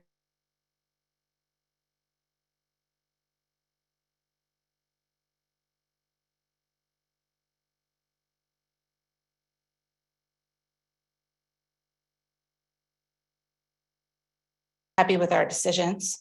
The severance package for our former county administrator was about $210,000. So in 3 hours, we managed to spend $500,000 in legal fees and fees to people that will no longer be working here. And obviously there's other costs. So I would ask you commissioners to consider the ramifications of your decisions, and you don't have to move so fast. We can decide this together. Another number is 318. 318 people submitted comments of the 450 or the 515 that were submitted. I'm sorry, 381 of the 515 comments that were submitted were comments of fear and objection to the decisions that you made last week. There was words used like disappointed, lack of transparency, embarrassment, disgrace, appalled, frightening, and devastating. So I don't want you guys to start this way. I think that one thing that was good, and I appreciate Commissioner Zylestra's desire to actually walk through the committees that you guys will be serving on. And one of those committees are used to make the kind of decisions that you guys made in short resolutions in that 3 hours. So I would please urge you to go back to those committees, to look at those committees and allow decisions like this to come out of cooperation with the citizens of this county that have been involved. Chairperson Moss, thank you for appointing my former neighbor, Commissioner Miedema, to the Mental Health Committee. If our former neighbor would have had access to mental health services of Ottawa County instead of the gun that he used, his wife wouldn't be a widow today. And if my daughter didn't have access to the mental health services of Ottawa County and she had access to a gun, she would be dead today. So please, as people have said, this kind of disruption, this hurts. Lives and livelihoods are at stake. Thank you. Please.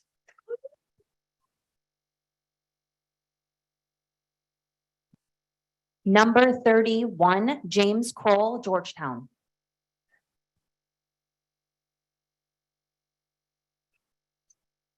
I'm James Kroll from Georgetown, Michigan.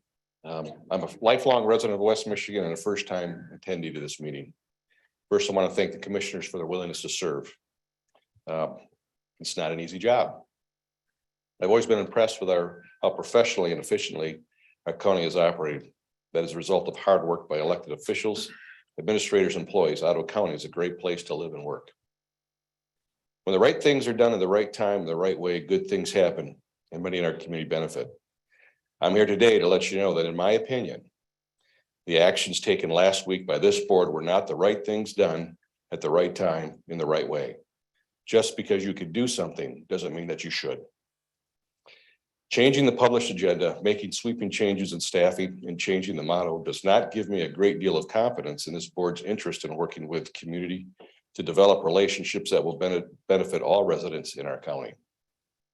I'm not opposed to change, but it should be done in the right way. I was shocked when I read the reported quote. The vision statement of where you belong has been used to promote a divisive Marxist ideology of the race equity movement. If you don't like the motto, okay. And as I stated earlier, I'm not opposed to change, but making that statement to justify the change seems contrary to several of the stated governing principles signed by many on this board. When inflammatory statements are made in Washington, D.C., I just shrug it off because those folks have different values. When inflammatory statements are made in Lansing, I brush those off because they don't understand how we do things in West Michigan. But now that an inflammatory statement has been made in my community, I must step forward. Coming to this meeting and speaking today is way, and I mean way outside my comfort zone. I'm not a Marxist. I'm pretty much a carbon copy of the West Michigan demographic, as many attending this meeting are as well. Commissioner Rhea's statement reminded me of a poem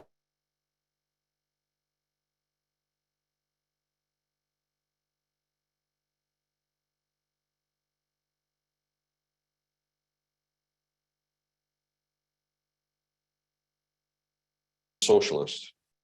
Then they came for the trade unionists, and I did not speak out because I was not a trade unionist. Then they came for the Jews, and then I'd speak out because I was not a Jew. Then they came for me, and there was no one left to speak for me.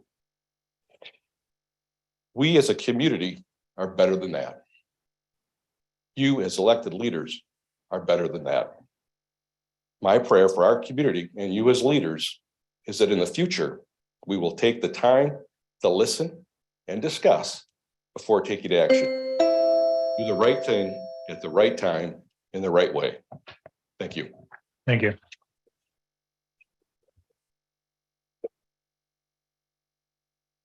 Number 32, Ryan Cotton, Grand Haven.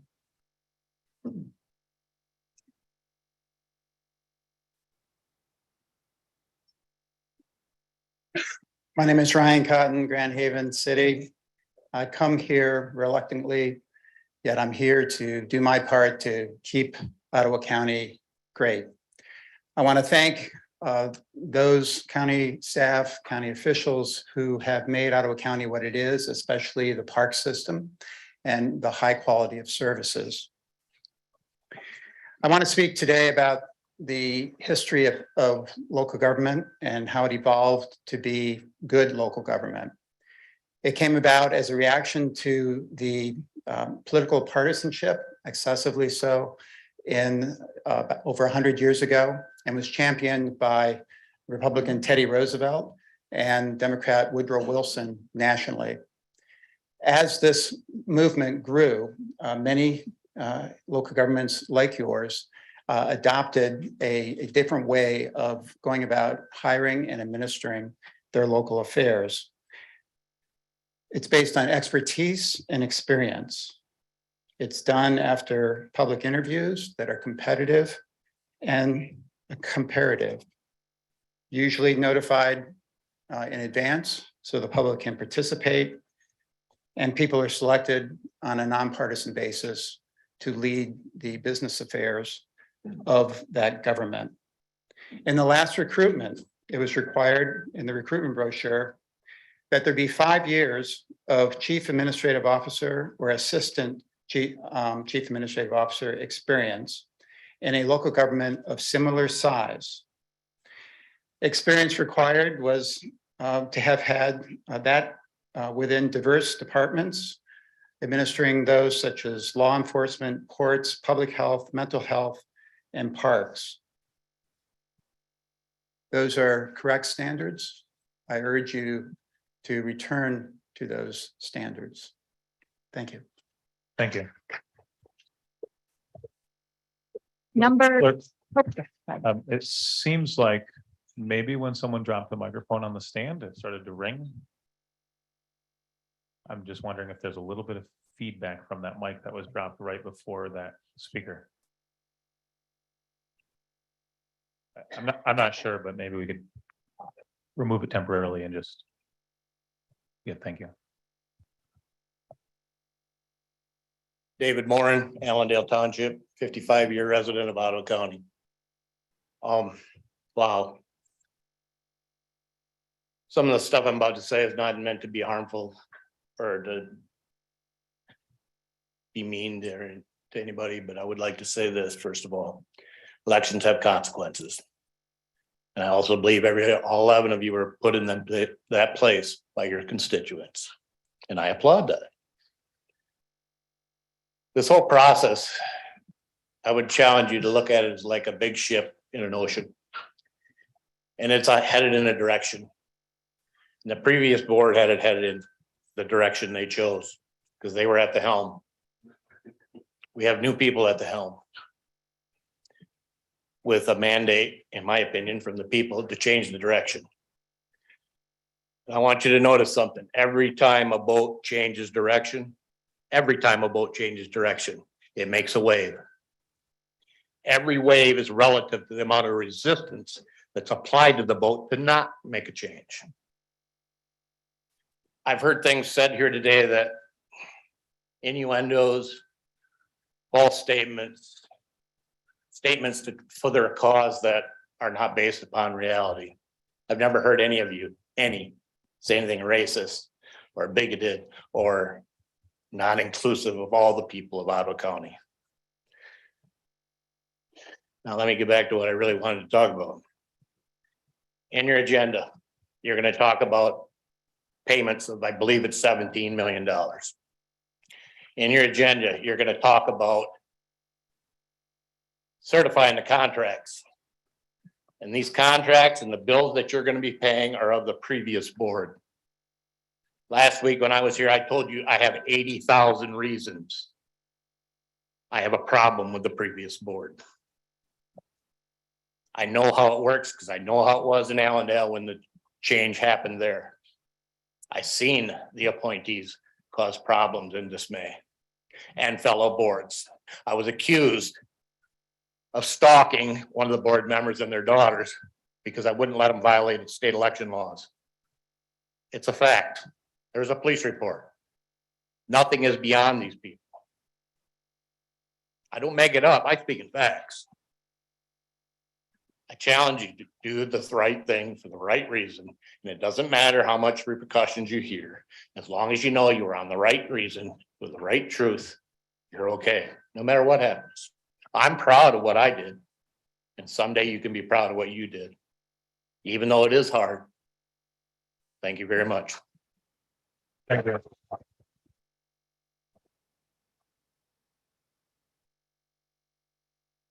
Number 34, Linda Ford, Georgetown. Good morning. First, I just want to say that I support those men and women who were backed by Ottawa Impact, as well as the other two conservative board members, even though they were not vetted by Ottawa Impact. That said, I do not completely agree with how the first meeting was handled. I know that changes need to be made. However, making multiple changes during the very first meeting without talking with all board members and also letting the public know via the agenda ahead of time is not the right way to go about things. Also, although my views and those of two of the commissioners don't align, I would like you to be careful about shutting them out. They were voted in the same as all of you. On certain matters, they may actually have some wisdom on how the protocol should be done. And even if you don't agree with them, there still has to be transparency and a discussion with everyone. Also, there's just no reason to rush into things and start firing and hiring people, et cetera, all in one meeting. I encourage you to discuss, to think, and most of all, I encourage you that if you're a child of God, that you need to please spend some time praying before making any major changes.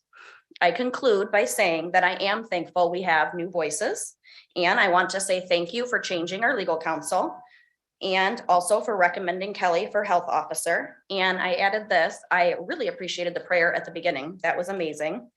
But I do sincerely hope that those of you I supported rethink not just why you're doing things, but when you do them and also how you do them. Thank you. Thank you. Number 35, Elizabeth Brubaker, Holland Township.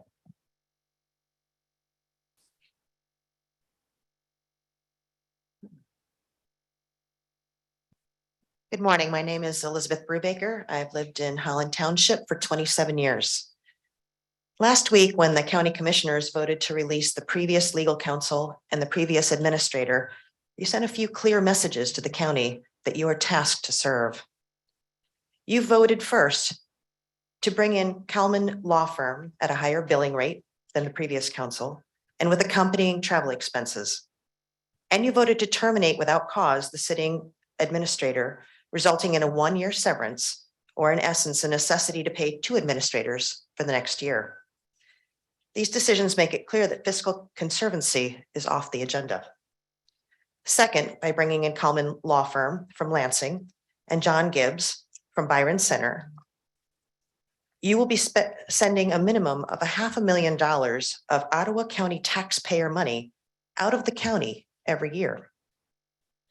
And third, by choosing a Lansing law firm and a Byron Center administrator, you send a clear message that you don't think this county that you serve has qualified candidates for these positions. And by choosing these candidates behind closed doors, you also send a clear message that you don't believe your constituents have any valid input.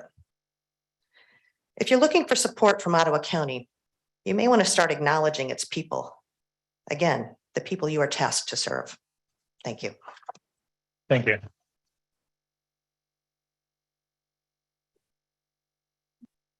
Number 36, Ken Zom, Wright Township.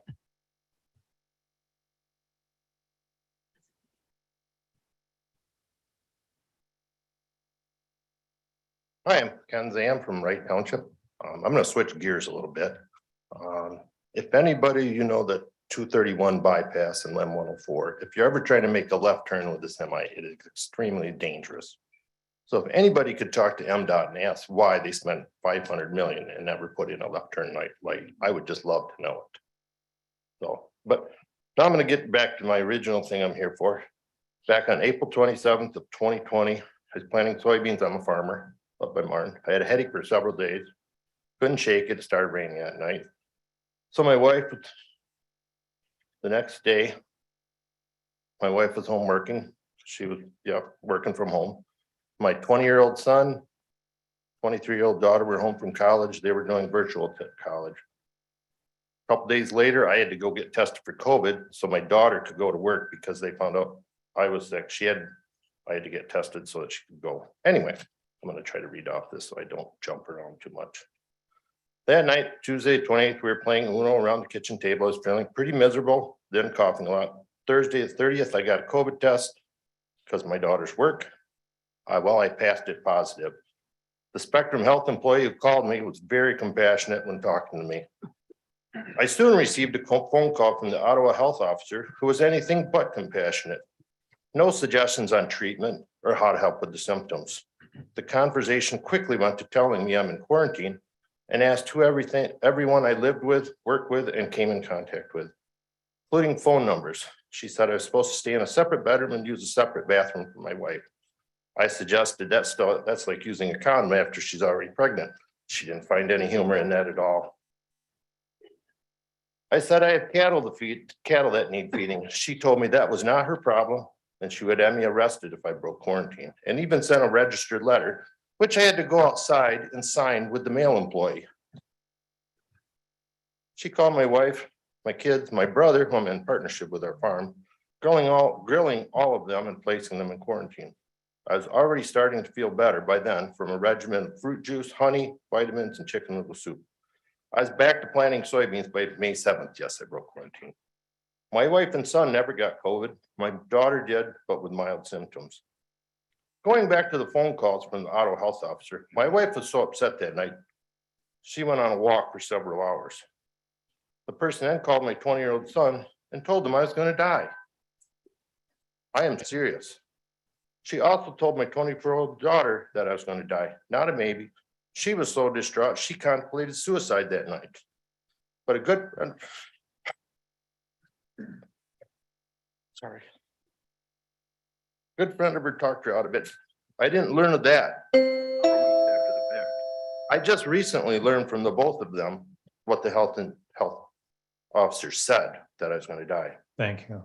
It was amazing to me how my family and I were treated like criminals for catching a virus. Thank you, sir. Thank you, sir.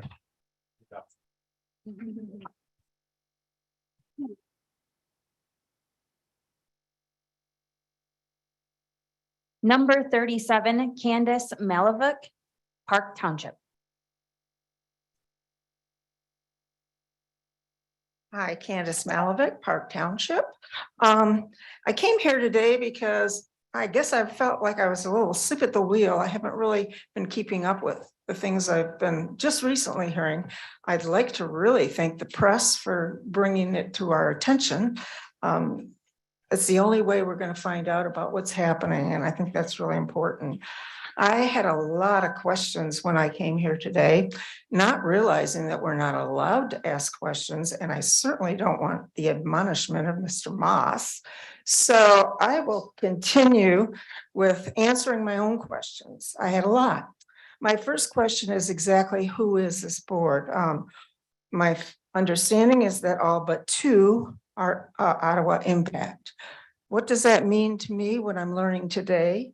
It means that you're a highly organized, highly opinionated, well orchestrated group of people. You seem to be opposed to diversity, to inclusion, to equity by your actions. That really bothers me, and I'll tell you why in a bit. You seem to be anti-press from what a few people have said from your group. I really wanted to ask questions of those people, why they would make those comments. You seem to be anti-science, especially from what I'm hearing from the people who are supporting you. It all seems to be cloaked under a mantle of scriptures and pro-family and issues like that, that just really don't get where I think you should be going. I am a former teacher. I taught for 36 years. And this business of diversity, equality, equity, and inclusion is one of the foremost issues in our schools.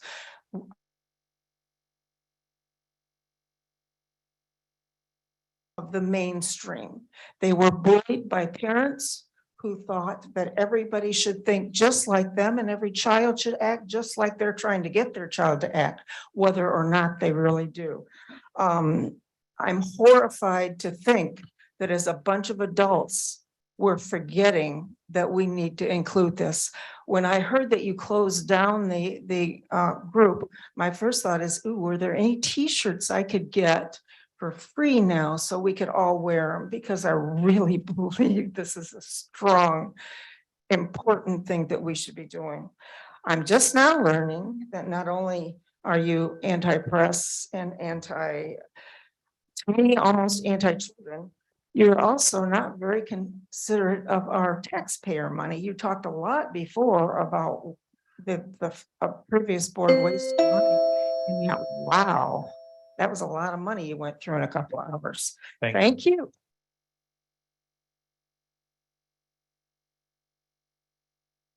Number 38, Gail Harrison, Grand Haven Township. Hello, and thank you for entertaining this discussion. My name is Gail Harrison. I'm in Grand Haven Township, and I was the founder of the Lakeshore Ethnic Diversity Alliance and was the executive director for 21 years. I'm not here to talk with you or debate with you about the value of understanding implicit bias, also known as unintentional bias.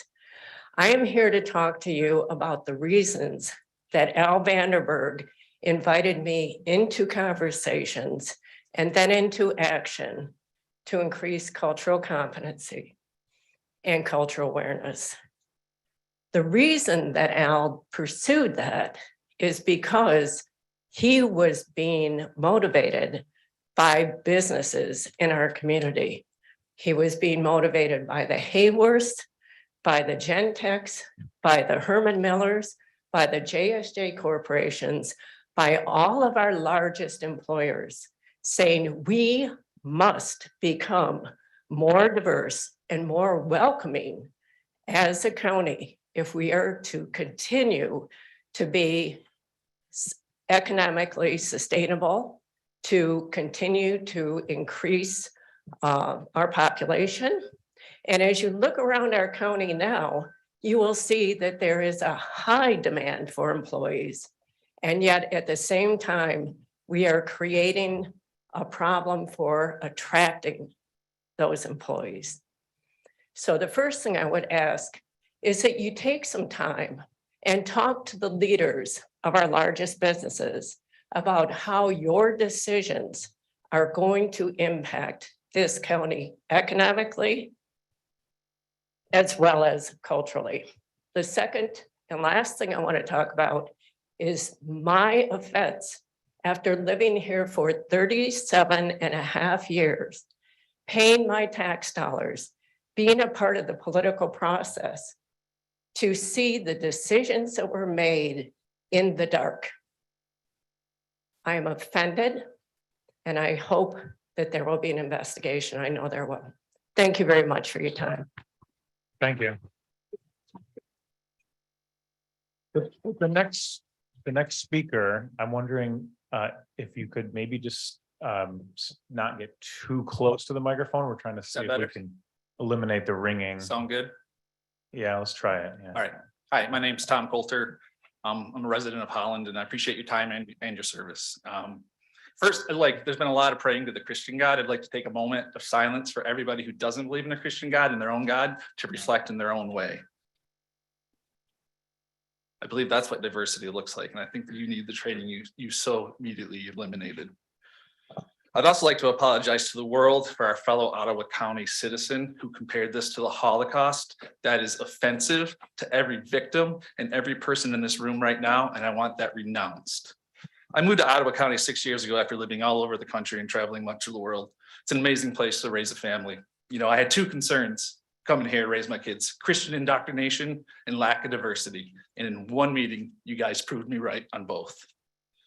You were wrong in your actions last week, and it's unacceptable in every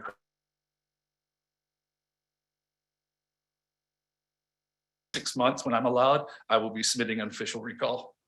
Before I end, even though I understand this not to be a back and forth, I'd love an answer, Mr. Moss. Who do you serve first, God or your constituents? I would like an answer, sir. I'll just wait. I'll wait 140 seconds, or a minute and 40 seconds. Okay, thank you.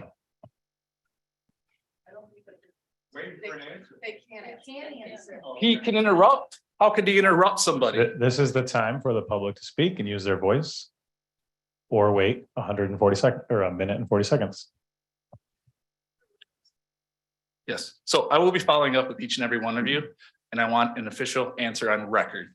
And if the answer is God, then I need you to really consider what your objective is and look at who you are really serving, your constituents. Thank you. Thank you. Number 40, Janine Casper, Allendale.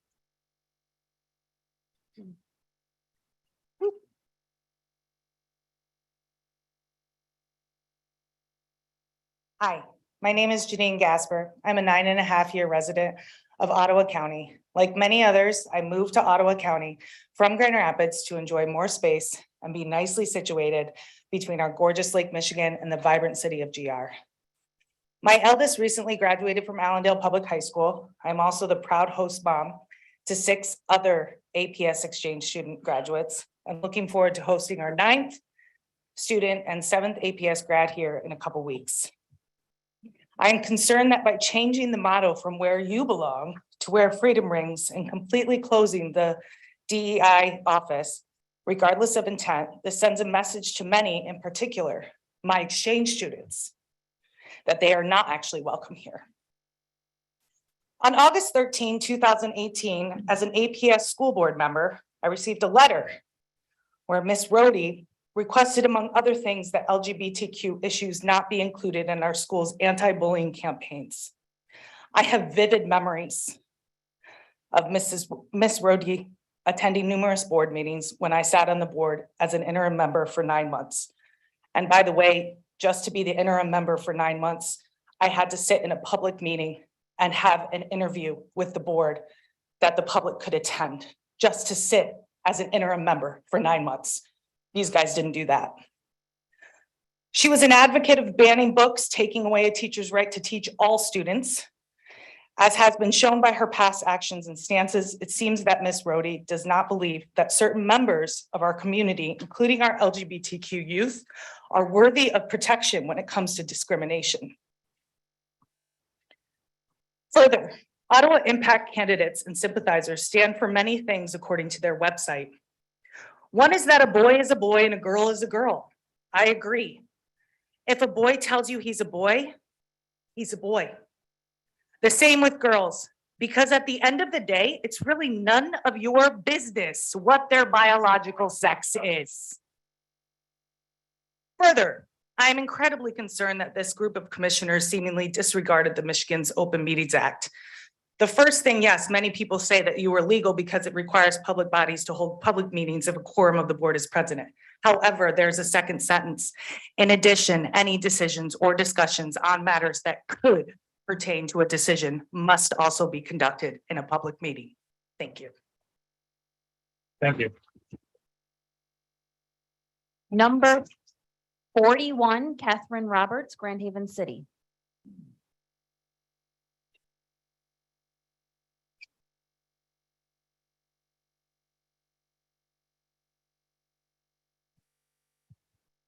My name is Catherine Roberts. Can you understand me? Okay.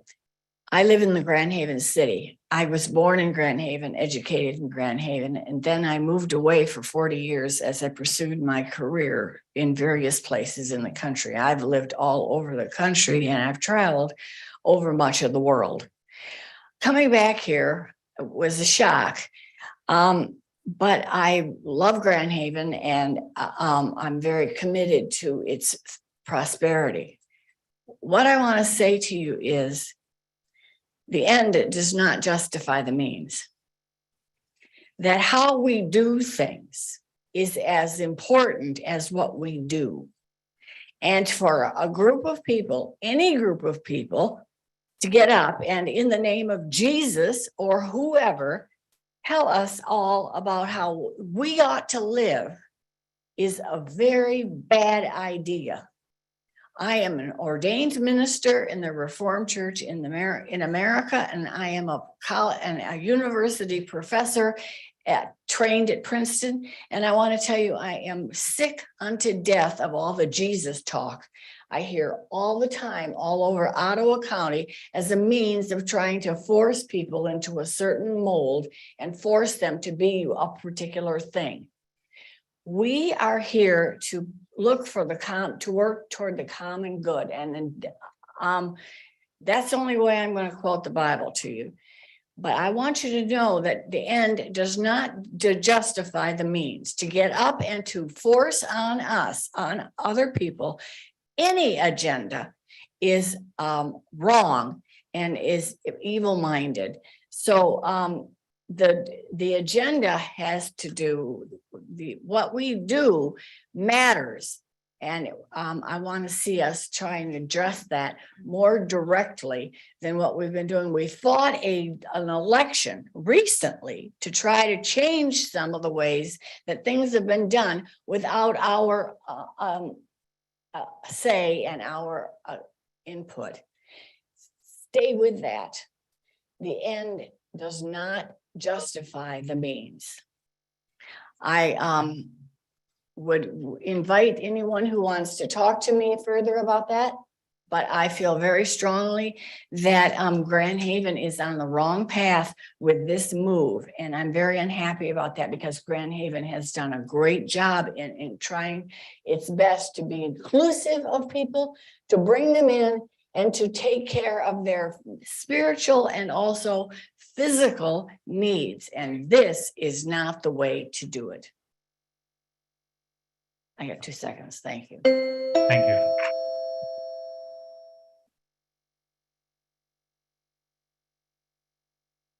Number 42, Justine Robinson, Grand or Holland Township.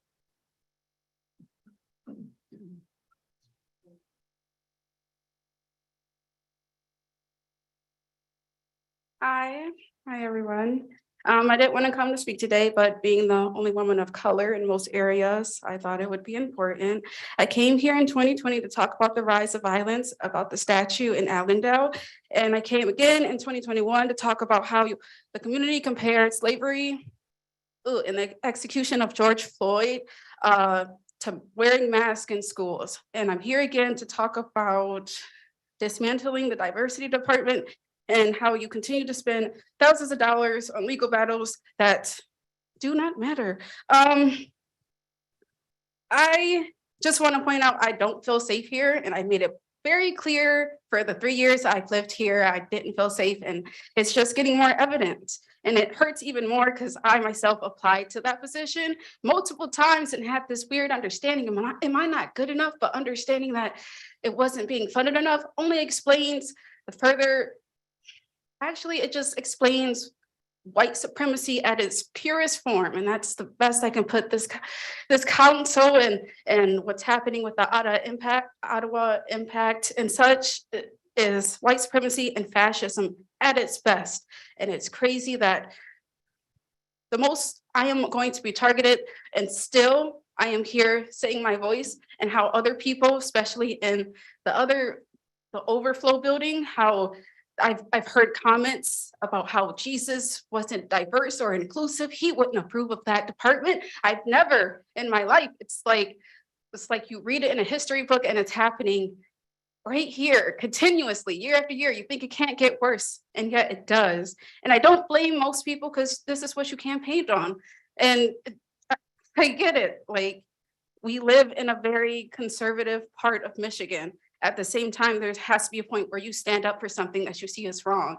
And I'm tired of doing it, and other people should do it, especially people in positions of power.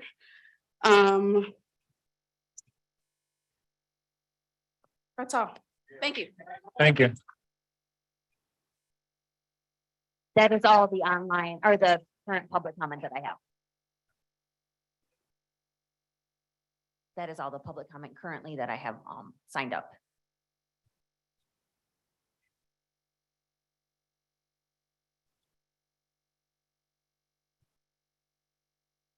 Okay, we have, first, I think before we continue, I want to thank everyone who spoke today and use your voice to speak to the commission.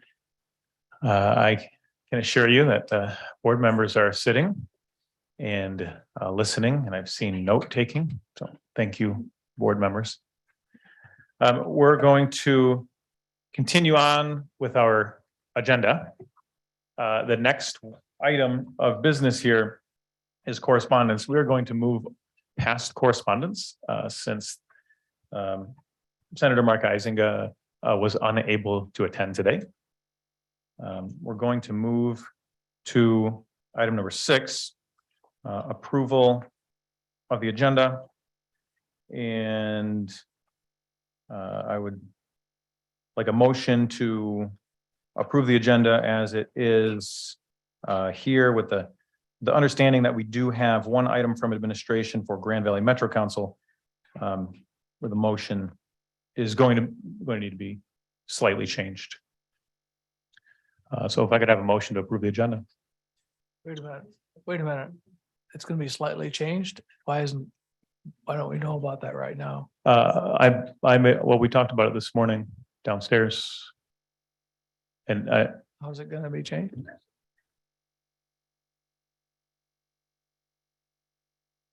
so the shortest we're not in discussion right now, but the shortest answer I have, so we can continue, is in the Okay, council that needs to be changed. All right. And we have it on the agenda already. So, all right.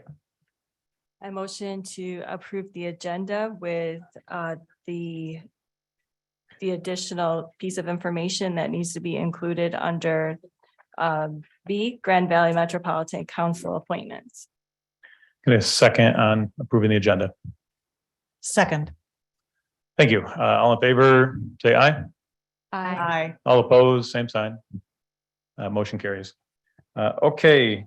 We're moving into the consent resolutions, and so I'd appreciate if I could have a motion to divide these so we could discuss them.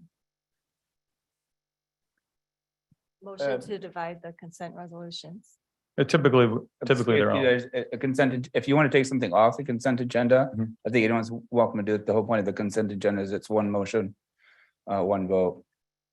Okay, so let me ask a quick question of the board. Are there any items in the consent agenda that anyone would like to discuss individually that you'd like to remove? Or is everybody comfortable with it? We have minutes, accounts payable, some contracts and correspondence. As it's our first time going through this, I don't think it would hurt to split it. I That- tend to agree with that. Well, then I think we need to, specifically say which ones you want to remove from the consent agenda. Are we going to remove the whole agenda? Is that what you're saying? We're not going to have a consent agenda? Is that what you're saying? I think Commissioner Rhodey approved the consent agenda as is, correct? Correct. Yeah. Correct. That's why I understood it, Commissioner I'm Rhodey. simply asking that We leave it. that That's it what you're be saying. divided and that we just vote on each item individually. But I'm not asking to remove any item off of the agenda for today. Well, if Then we vote, excuse me, if we vote to pull things off, we can do that. But if we're going to vote on the consent agenda, we have a consent agenda. Once we vote on it, we can't pull things off. Is there any specific item that any board member would like to pull off and discuss? As this is our, we have new members. Commissioner Miedema, I'll recognize you, please. I would like to have more discussion on item C. The contracts? Yes. Okay, so is that a motion to pull C off the consent agenda and just add it to the end of our agenda and action requests? Being able to, I guess when you're saying that, what are you referring to then? Just wondering, Able- so I need a motion to pull the item off the consent agenda. If you'd like item C move to 9C, we could pull it off the consent agenda and discuss it separately. Yes, I would like to make a motion to do that. I don't think she needs to make a motion. If you would like to take it off, you can take it off. Okay. If you don't, Okay. that's fine. I mean, if you. Just That'd be pulling it off. great is to a big have it thing. off, just so we can have more conversation about it. Okay, thank you.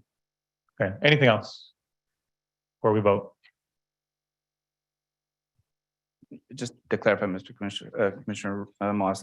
So consent agenda, including item A, item B, item C is pulled off, and then item D remains on the consent agenda, correct? Correct. Okay.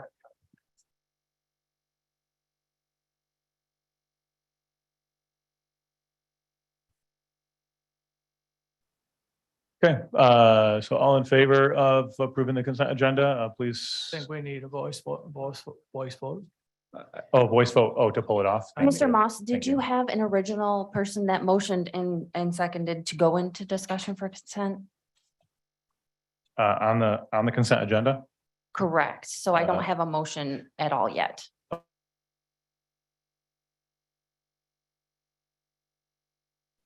I'll make that motion. Is that what you're asking, clerk? Yes. Thank you. Yes. Okay, we have a motion and a second. Hold on, we don't have a second. I need a second. I'll second. Okay, thank you. Just a point of clarification before we move forward. As we're going through each one of these, there will be discussion on each of these before we vote, correct? Not on the consent, not on the consent. That's what I was asking, if anyone's Okay. like to pull an item. Then we need to pull A from legal services agreement. Oh, that's separate. That's the next Okay, all item on the order of Gotcha. business. Yeah, right. this is just for the consent agenda. We have a motion in a second. Any other questions? For discussion on the consent agenda. So all in favor, please indicate by saying aye. Aye. All opposed? That motion passes. So that's a motion. So forgive me, clerk, that's a motion to go ahead and go into discussion for the consent agenda. That should be, usually it's motioned and supported that the ones that were included are approved. Okay, thank you. Yes, you're welcome. Okay. Okay, so we pulled C off the consent agenda, so we would move to that next. And I'm gonna go back to you, Commissioner Miedema. Anything specific you just want to talk through? I There's a would lot in there. say, just since many of us are new and there's a lot of contracts, I would like to make the suggestion that we move to vote on item C to our next Board of Commissioner meeting. That gives us more time to really do our homework and reach out to certain people that are represented in those contracts as well as organizations. And I would like to have that time to be able to do that. And so I would just suggest that we move that to our next meeting. Mr. Chairman, I wonder if Karen, is there some, is Karen in the audience? Apparently not. I'm wondering if there's some time constraints on some of these. There may be. That's what I was wondering that too. Yeah.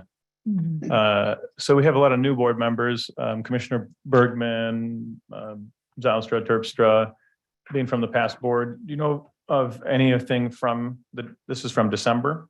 Anything to comment on? Sorry, I don't get the question. Any comments from the December contracts? I mean, Just wondering. are you asking if I approve of No, item C or? no, I'm just asking if you have any comments or discussion. My comment is I approve of item C, I guess. Point of information. We just have questions as it relates to, or I should speak for myself, the different contracts, just what they are, who the owners are, and it's not necessarily a disagreement with what's there, just a better understanding as we move forward to approve. There's several items here and I highlighted some really good things as well, but would like more information since we have been in place for approximately 8 days. I want to make sure we're. Commissioner Cosby, is there anything in particular you were looking at? The first item that I have and is the Easy Vote Solutions.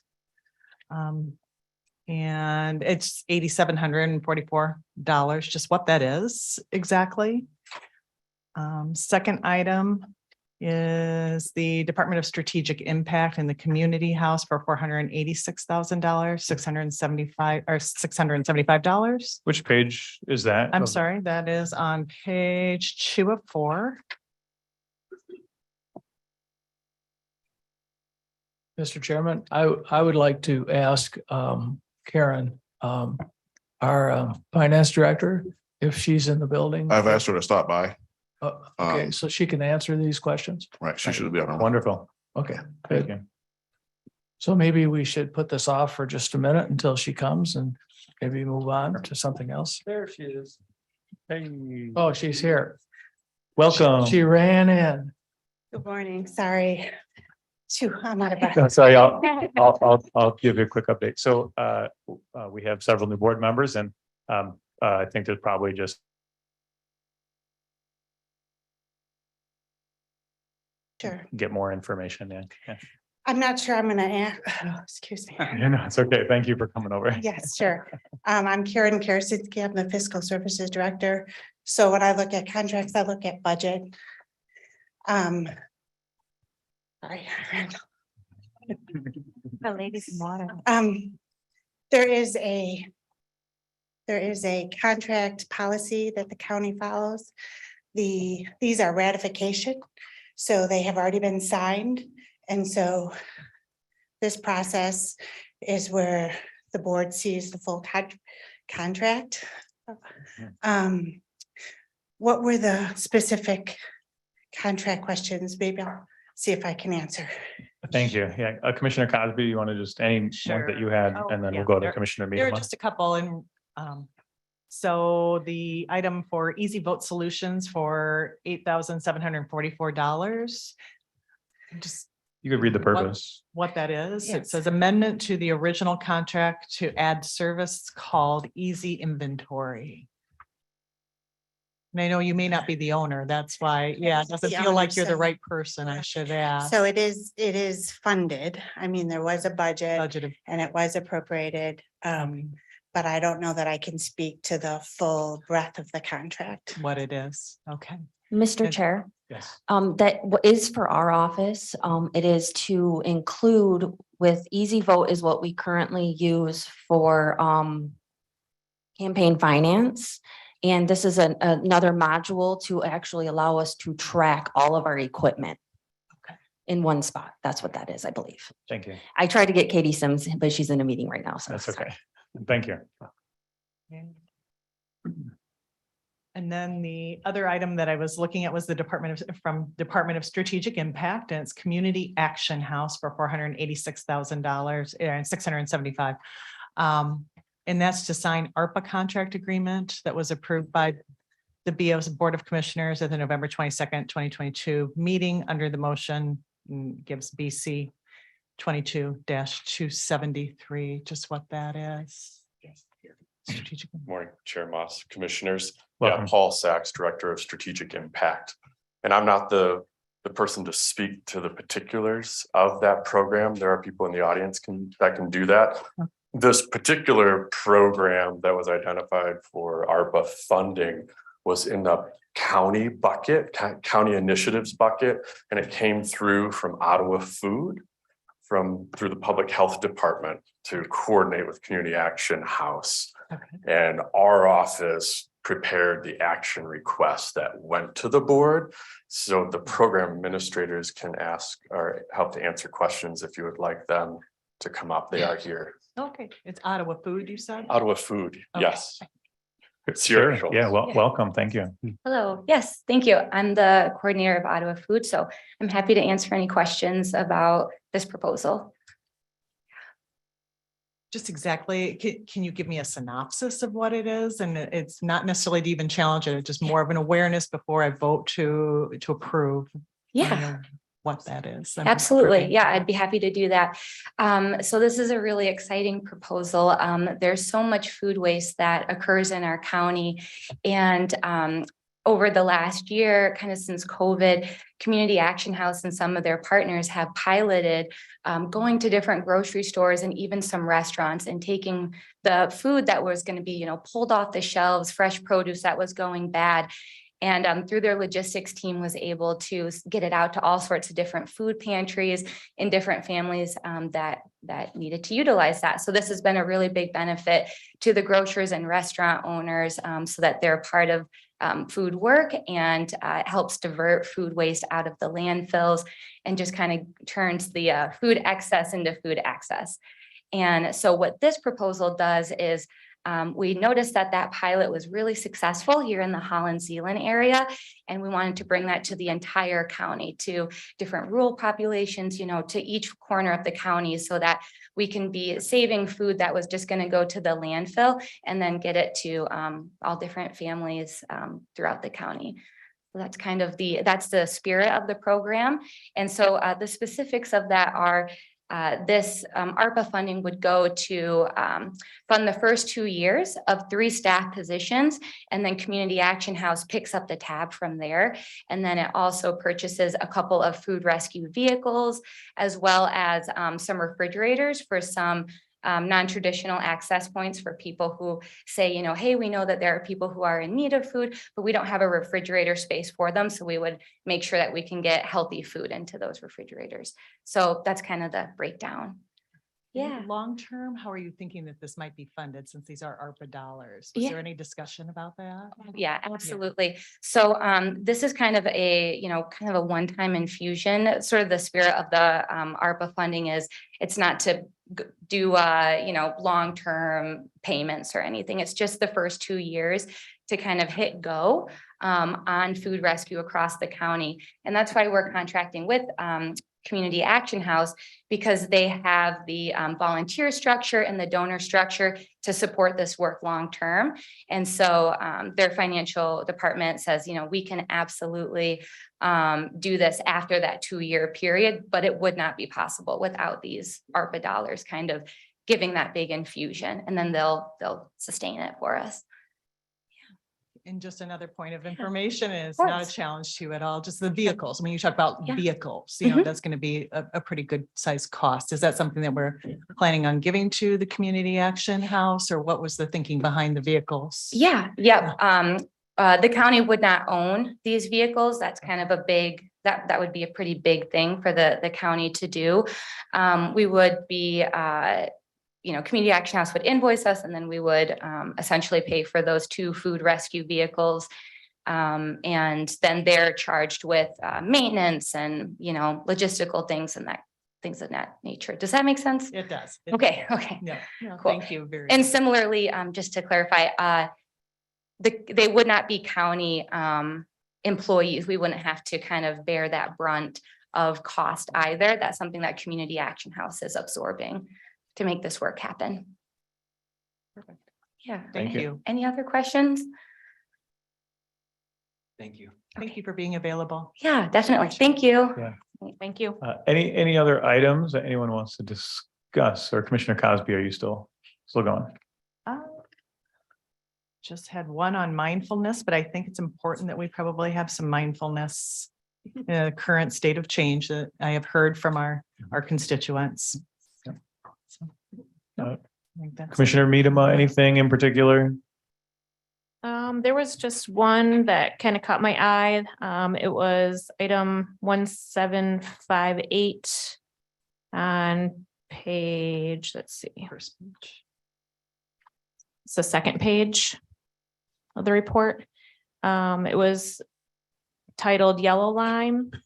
And I just had noticed that this contract will replace a salaried COVID funded position, which is not being replaced.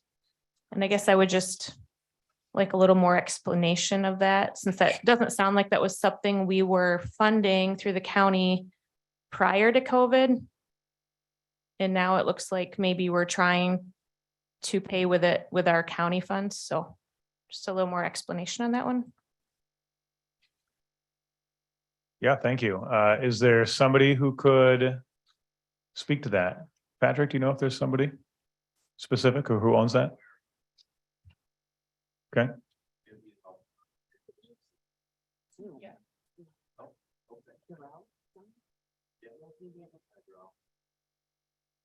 So I'm cognizant of the fact that normally there would have been some meetings the first week of the month, but they did not occur.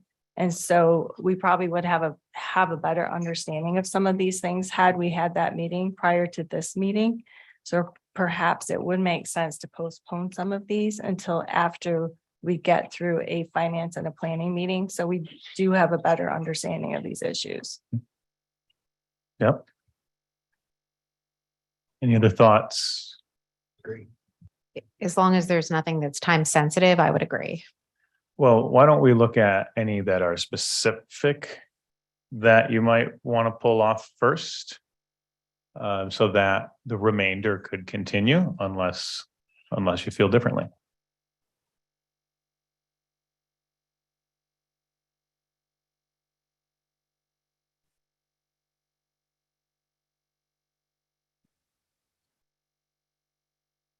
Point of clarification. Mhm. So that's just really one motion that or one item that we're looking at.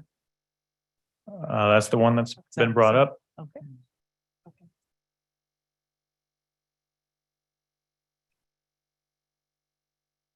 Anything else?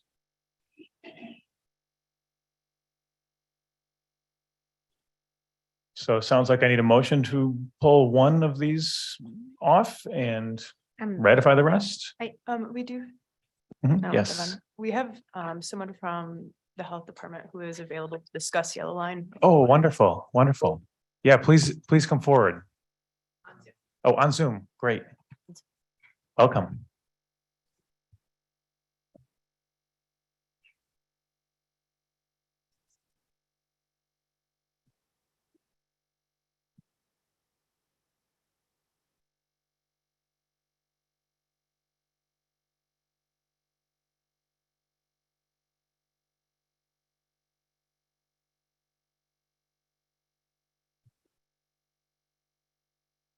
Good morning, commissioners. I'm Allison Clark from Public Health. Sorry for the delay. No worries. Welcome. Thanks. I was here, but not as a panelist, so I had to wait. So yeah, I would be happy to answer any specific questions that you guys have. Commissioner Miedema, would you like to ask on that one? Yes, let me go back to my. Thanks for coming on. I'm Sure. Allison. I just had a question on, I'm trying to find it so somebody sees what page I'm on. Sorry. Just going back to Page 34. page 34.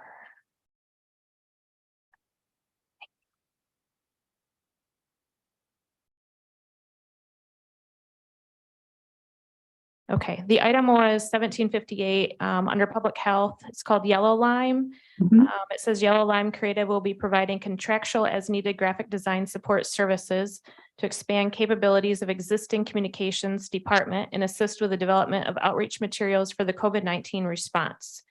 In addition, contractor will provide training on graphic design programs for existing public health staff to expand the capabilities of the existing workforce. The contract will replace a salaried COVID-funded position, which is not being replaced. And I guess I just wanted a little more clarification on that, since it didn't seem that maybe this service was provided prior to COVID, and now maybe the county will take on this expense.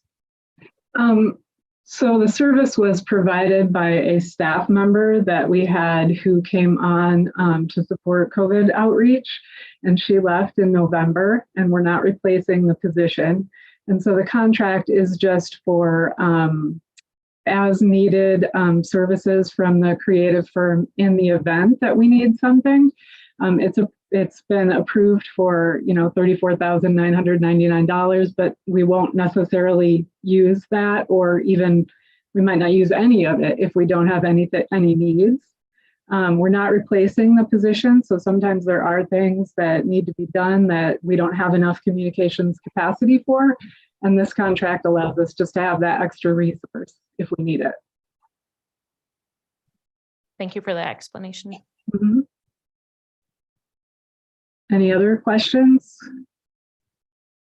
Commissioner Cosby, question are these for contracted? So these are contracted services, non-employed services, correct? Right, contracted and only as needed. So we don't have any we don't have any commitment to Yellow Lime in terms of like a retainer or an amount that we will be that will need to owe them unless they perform work for us. And that's for graphic design services. Mm-hmm. Did you come to your estimate based upon what you had used last year, or how did you come to your estimate of $34,000? That amount was part of the informal quote process, which we received 4 quotes. It can be up to the amount of $34,999. We don't have enough projects projected to use that amount of money. That's just the amount that can be approved for that informal quote process. Thank you. Mm-hmm. Commissioner Ebel, I have a question. If that money is not used, then what happens to the money if it's not used? Where does that go? What fund does it go back to? It's funded through a COVID grant, so it's not actually it's not county dollars being used. It's funded through a COVID grant. And if we don't use it, then that money can be, if we don't use it for graphic design services, that money can then be used for some other need as part of that grant. Thank you.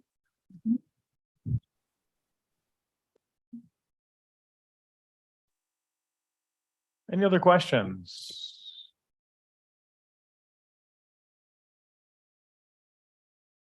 Chairman Moss, I motion to ratify all contracts currently pending on the post-execution ratification list as authorized under section 5D2 of the Ottawa County Contracting Authorization and Form Policy. Second. We have a motion and a second. Any final discussion? I actually do have a question. On page 3, there are 2 areas. For the probate court, there's meditation services in the amount of $3,000. And then for Friends of the Court, meditation services in the amount of $15,000. I was curious what exactly those were for, if and where that funding is coming from, if that's grant funding or if that's out of county resources, and exactly what do they mean? What will these services provide? It's a great question. We have someone with that specific information. Probate court, front of the court, it's mediation. Oh, thank you. Thank you. Never mind. Okay. Anything else? And we will, if not. Okay, all in favor of ratifying the contracts as presented, please say aye. Aye. Aye. All opposed? Okay, the motion carries.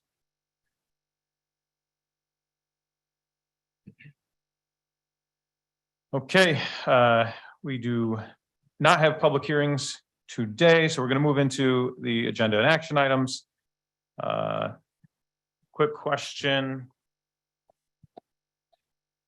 Before we get started, it's 11:45. Does anybody else want to take a quick break? We had a lot of public comment, or do you want to continue? Good. Okay, we'll continue. All right. I would entertain a motion on the legal services agreement. Commissioner Rhodey, can you start us off with this one, please? Sure. I motion to approve and authorize the board chair and clerk register to sign the legal services agreement with Common Legal Group. We have a motion on the floor. Do we have a second? My second. A motion and a second. Any discussion on this item? Yes. Actually, sorry, I guess I'll go back to you, Commissioner Rhodey, since you kicked it off. Yes. Yes.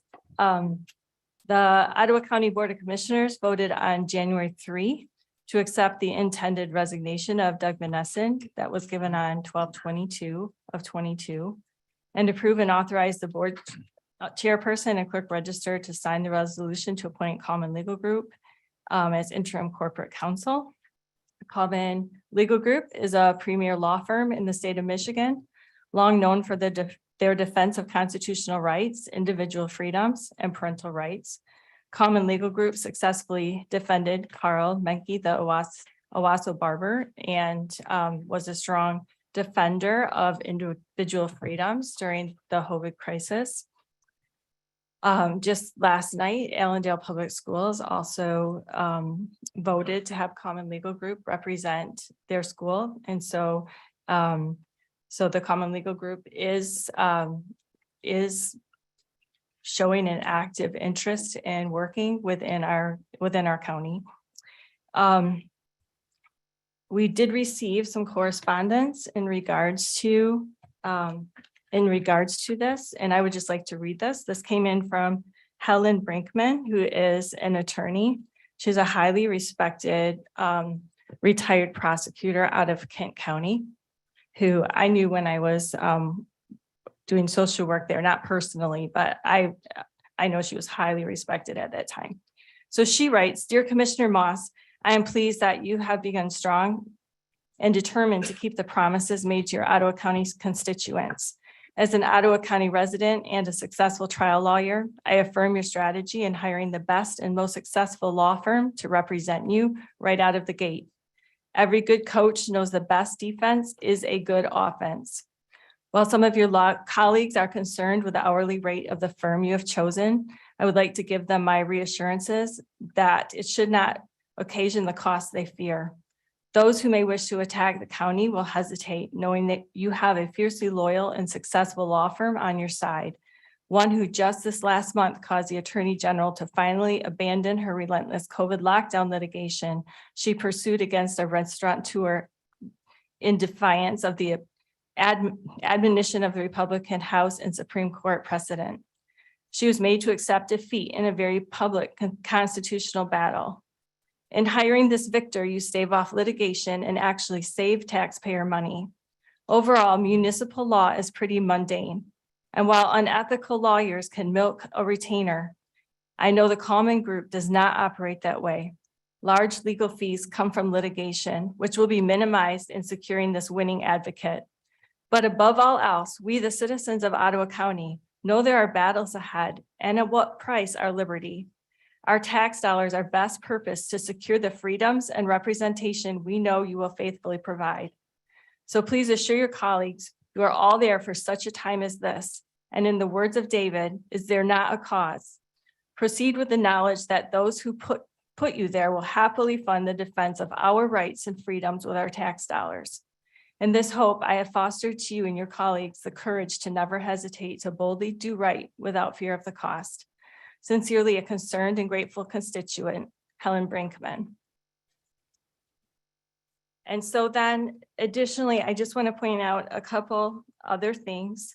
I know there was a lot of talk at this, at the hearing last week about a contract that Mr. Van Nessen had with the county, and I do have that here with me present today. I'm not sure if you were able to bring other copies for the other commissioners to have on hand, but if not, I'd like to read on page 2 of that. It says the county will provide Mr. Van Essen with an office in the county's Fillmore Administration Building, and he will attempt to spend at least 1 day a week working out of that office.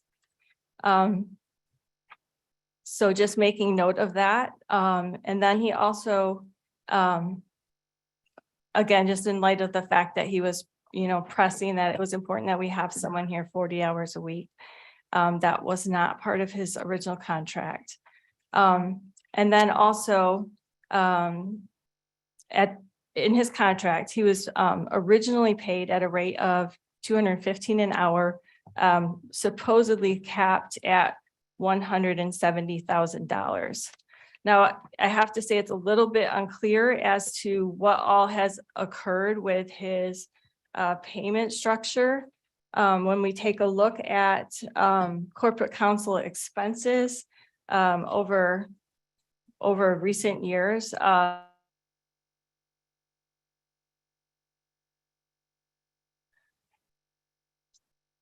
since 2018, there has been an expenditure of over $1 million, $1,090,443.26. Actually, that is simply Silver Van Essen invoices, not even the complete department. So in 2018, that was $176,000, 2019, $180,000, 2020, $260,000, 2021, sorry, $243,000, 2022, $230,000. So there does seem to be some variation in there, which is definitely above $170,000. If you have copies. Yes, Hand let it me out, pass please. those out. And let's just start sending them that way and then.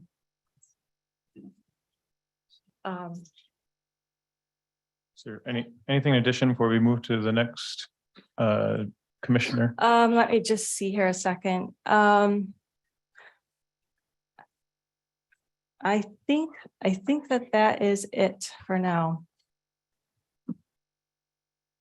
Is there anyone else who'd like to add to this discussion? Oh, I'm sorry. I have one more thing too. So I should make note that the Common Legal Group does normally bill out at a rate of $350 per hour, but they are contracting at, I believe, $250 an hour. Is that Is that correct? Do I have that right? I'd have to double check. It's either 225 or 250 by my Okay. recollection. Okay, so they have greatly reduced their rate for us. Thank you. Go ahead, Doug. Okay. First of all, I'd like to ask the question, and I don't think there's anybody here that's qualified to ask this. And maybe is Karen in the audience yet? Or is she left? Karen? Thanks. Welcome back. Thanks for being here. So Karen, how much of this 230 or 243 is related to the insurance authority? None of that is related to None of insurance that. authority. Okay, all right, thank you. Sir. So that was my first question. And that's, oh, thanks. My second question and thought is that in the past, our attorney has always had municipal experience. We are contemplating hiring someone with 0 municipal experience. I'm just stating a fact. Ottawa County has had municipal experience attorneys in the past. And we are contemplating a company that has no municipal experience. Thank you. Perhaps we should validate that. Council is here. So Mr. Jordan, could you speak to that? Do you have any or no municipal experience, as Commissioner Bergman has stated? Well, I actually have a great deal of municipal experience. I worked for the city of Lansing for 7 years. And I was the chief deputy city attorney, right under the city attorney himself. And I was in charge of all civil litigation. So I do have a great deal of experience in that area. Okay. How long ago was that?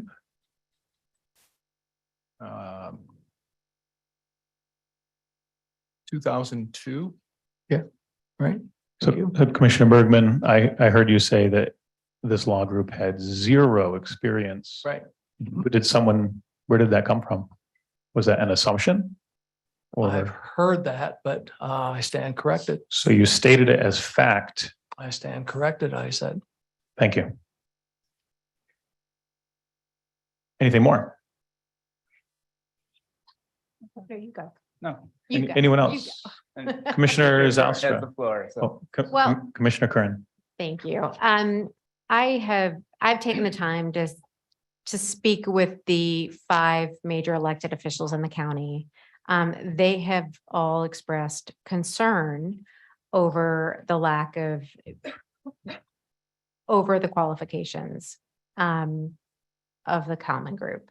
I think that, like I said, we typically go through an RFP process. No one else, to my knowledge, was involved in the decision-making process when it came to selecting this attorney. I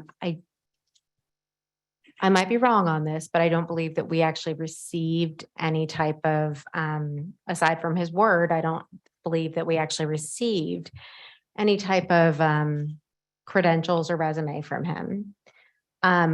I know that in the public eye, we just had a congressman who stated that he did work for certain law firms or did certain things that he in fact did not do. I think that we need to take the time to go through the vetting process and to ensure that we are not making rash decisions and that we are all part of the decision-making process.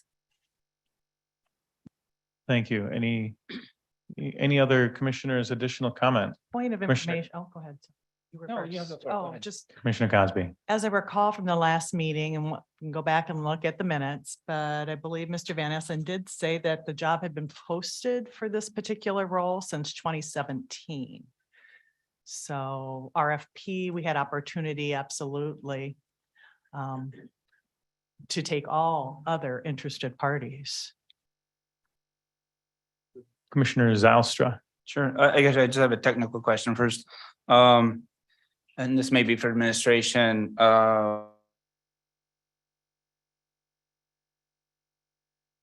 Litigation legal service. I'm trying to remember from the meeting on the 3rd. Doug Van Essen is hired by the insurance authority to provide litigation service. Is that correct? That is correct. Okay, so this contract is to remove him from those services, or we doubling services? Should I respond? It's my understanding that the insurance authority is a separate entity. That is correct. Right, so I guess the question is, I'm just trying to understand. Right. As Commissioner Rhodey says, the contract with, the original 2017 contract with Doug Van Essen was for corporate counsel legal services only. We're adding litigation legal services. But again, my perception from the last meeting was that Doug Van Essen is currently providing litigation legal services. It sounds like you're conflating two issues or combining them. The insurance authority is a separate board. I guess my question is simply is that litigation legal services currently also being provided by Doug Van Essen? I guess my question for administration. It is right now. Okay, so the proposed contract is for you to fulfill corporate counsel services as well as litigation legal services, and that we would no longer have Doug Van Essen for either of those two positions. Is that correct?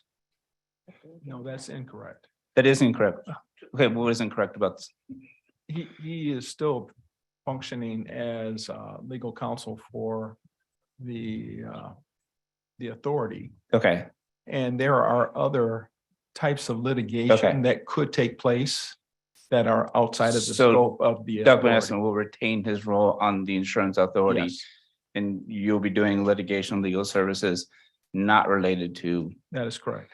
and what type of litigation legal services? I noticed here it says the chairperson of the board shall have the authority to instruct the firm to represent the county as necessary. Maybe this is a question for Chairman Moss. What sort of instructions would you give to Common Legal Group, for example? Standard instructions, similar to the last 5 years. Okay. In reference to Ottawa County. Is my understanding that the Ottawa County Insurance Authority is a separate organization with separate counsel. I don't think we're talking about the same thing. Mr. Jordan, do you have a comment? Yes, in speaking to Doug Van Essen over the last couple days, he informed me that this position of corporate counsel and the litigation were separate, bifurcated some years ago. Mhm. There was another individual who served in the function of corporate counsel. His name was Greg Rapley. And Doug's served the insurance authority. So he was doing the litigation and Greg was corporate counsel. Correct. So we are just moving back into the same model that was Fair enough. currently or was in the past. Okay. Just one more point to Commissioner Curran's point. I do agree that, I understand this is not the same type of hire as an administrative position. And I do understand there was, an RFP proposal prior to January 3rd. But I would like to make a motion to retain Common Services until February 28th, perform a RFP process. They're welcome to apply. And if they come out on top, that's fine. But I do want to make sure that we're following through and completing the process that we had started in 2022 and make sure that, there's concerns that I have. Common Legal Group is not from Ottawa County. I think there's a lot of great Ottawa County lawyers. So I want to make sure that we're giving everybody the opportunity to apply for this position. Retain Common as interim from the 3rd, but keep open the search until the end of February. And if Common, there's no other applicants and Common remains on, then we can re-entertain this motion. I would second that motion. Okay. A motion on the floor to retain Common Legal through 2/28 to 2023 and open a search process. Do we have discussion on this Motion. I would just again say that there has pretty much been an open search process going on for a matter of years. Doug Van Essen has for a matter of years been expressing his desire to split this position. And there's even been corporate counsel job listings. And so either that position was open and no applicants came in, or perhaps applicants came in that the county didn't see as appropriate. And so here we are still in the same position where Doug Van Essen is still looking to retire and to split this position. And we have one of the arguably top law firms in the state of Michigan who've been recognized historically for at least a decade, if not more, for their work. It really doesn't make a whole lot of sense to move this back into an open process. When you have the best, you have the best. Any other discussion? May Commissioner Bonema. Commissioner Rhodey is correct. This is a very important decision and a very difficult position to fill in the county because so many different departments across the county depend on your advice, your counsel. I think that's been something that I've been hearing a lot as I've reached out to different department heads, that we need to make this decision very carefully. And I know you're very esteemed and have a lot of respect for your office and support your desire to represent us. But backing up from that for just a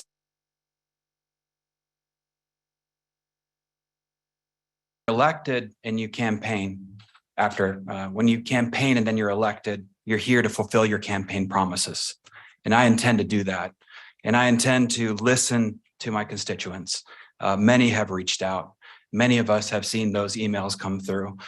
Many have asked us to listen to what has brought us to this point of success in Ottawa County, where it is the county that so many have moved to, that we become the fastest growing county in the state of Michigan.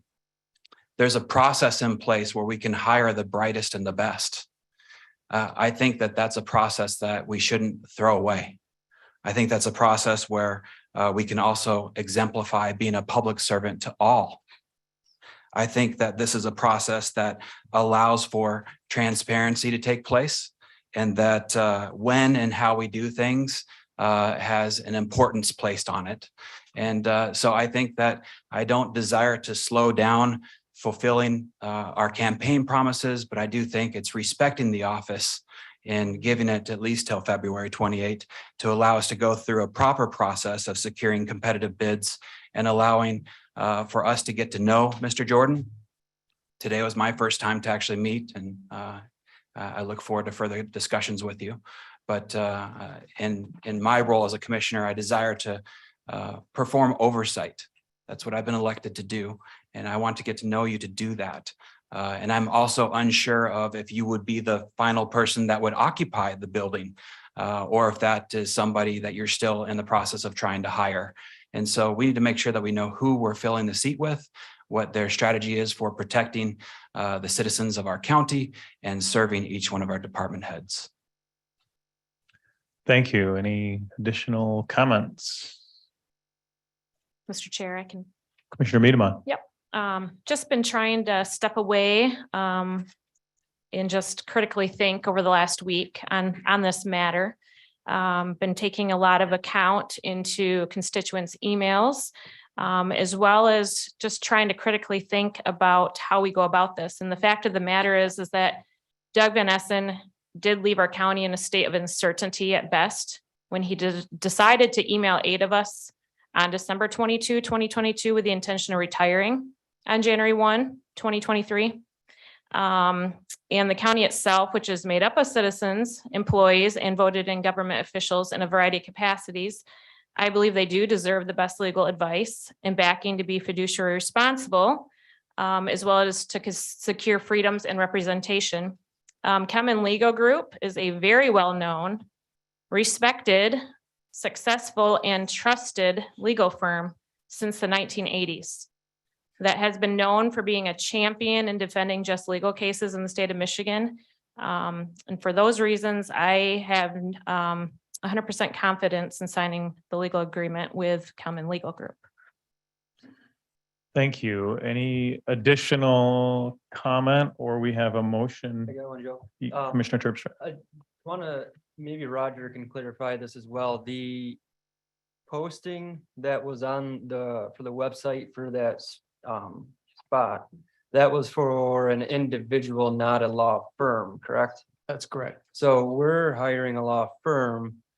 So I do think we should open it up to a transparent process, that we have firms that maybe we can try to get a West Michigan firm. You know, my hope would be an Ottawa County firm, a conservative Ottawa County firm to help represent us. So that's. Thank you. Any final comment? We have a motion. Commissioner Curran, we'll go back to you. Thank you.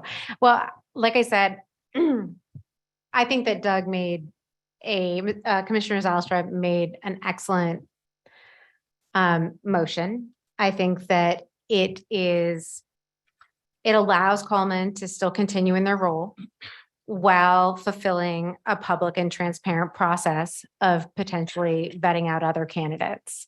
At the end of the day, if Coleman is the one that stands on top after we've all had an opportunity to look through and vet the candidates, then that's great. But I also think it shows good faith on our part to go through a public and transparent process. We want to ensure that we are doing that. This is part of good governance. I, like Commissioner Bottoма, do absolutely plan to fulfill my campaign promises. However, there's a time and a place, and how we do things, to me, at least, is as important as what we do. Thank you. Any additional comment, or we have a motion on the floor? Current motion, Commissioner Bottoma. I do want to say that I have had more than one firm's name presented to me as being interested in competing for this contract, and they are competent. So I think that it's fair to open it up to allow for that to take place. Thank you.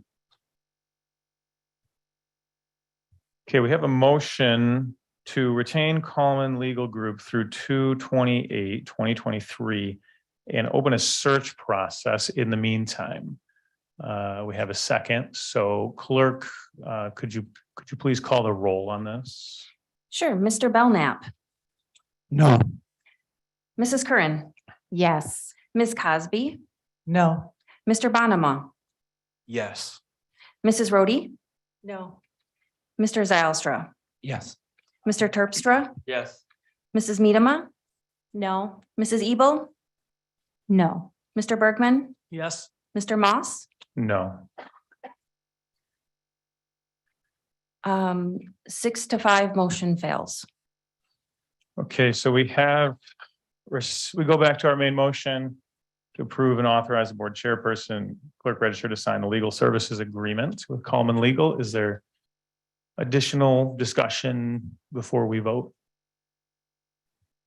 Just one Commissioner more Zylstra. question. Yeah. The first paragraph on page 2, and hopefully Councilor Jordan can answer this question. It says to help the firm represent the county effectively and to reduce costs of representation, of course, which we all want. But it says the county agrees to make any county official or employee available to provide sworn testimony, to inform council of any new developments or information material to the matter. Just kind of unpack that a little bit. I mean, are we also performing some sort of council duties, or just kind of unpack that for us, please?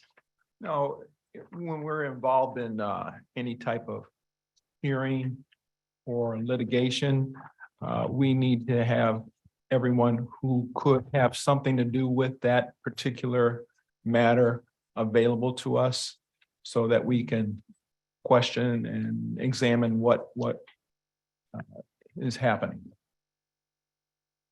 Thank you. A quick follow-up question. So would that just be a normal part of providing counsel service? yes, that would be a normal part. Okay, I mean, that also pertains to corporate counsel. And yesterday I was going around and people came up to me and they did ask me some legal questions, so that's just a part of. Yeah, no, lawyer. totally fair. Appreciate that. Okay. thank you. Okay. Mr. Chairman, I would like to Commissioner Bergman. ask if there's any on the board who have a potential conflict of interest that they abstain from voting. Is there anyone on the board who has a potential conflict of interest? Okay. Is there any other discussion? Okay, clerk, will you please call the roll? Ms. Cosby, Yes. Mr. Bergman, No. Mr. Zylstra, No. Mr. Bonema, No. Mr. Terpstra, No. Mrs. Medema, Yes. Ms. Curran, No.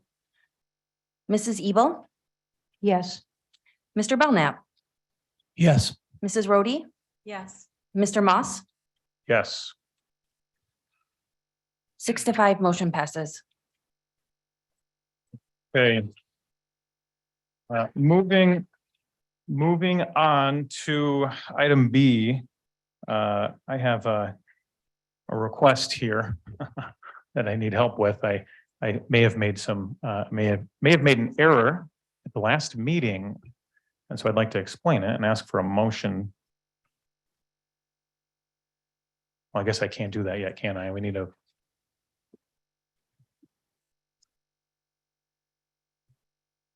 Your vice chair may do that if you wish. Okay, so Vice Chair, I'm gonna need a motion here to correct something that I did incorrect last time. So there's approximately 30 boards that we had to fill at the last meeting. We had a couple procedural errors here. We have to change a couple things. So let me just go through them real quick. I need to I accidentally added 3 people to the Parks and Recreation Commission. There should be 2. So we are removing Doug Zylstra from Parks. I also, let's see. Also, I appointed Commissioner Ebel to the Grand Valley Metro Council. And while her district is much closer to the Holland area, the Grand Valley Metro Council is Hudsonville, greater Hudsonville area. So it's been requested from the administration that we change this one. This item B, Grand Valley Metropolitan Council appointment, is currently for John Gibbs. So we need to also remove Lucy Ebel and replace her with Commissioner Terpstra, who is much closer to the Grand Valley Metro Council. And then just move Lucy to the Insurance Authority, replacing Commissioner Bergman. And last but not least, did I mention? No, I didn't mention this yet. Last but not least, I appointed 2 people to the West Michigan Shoreline Regional Development Commission, and it should have only been 1.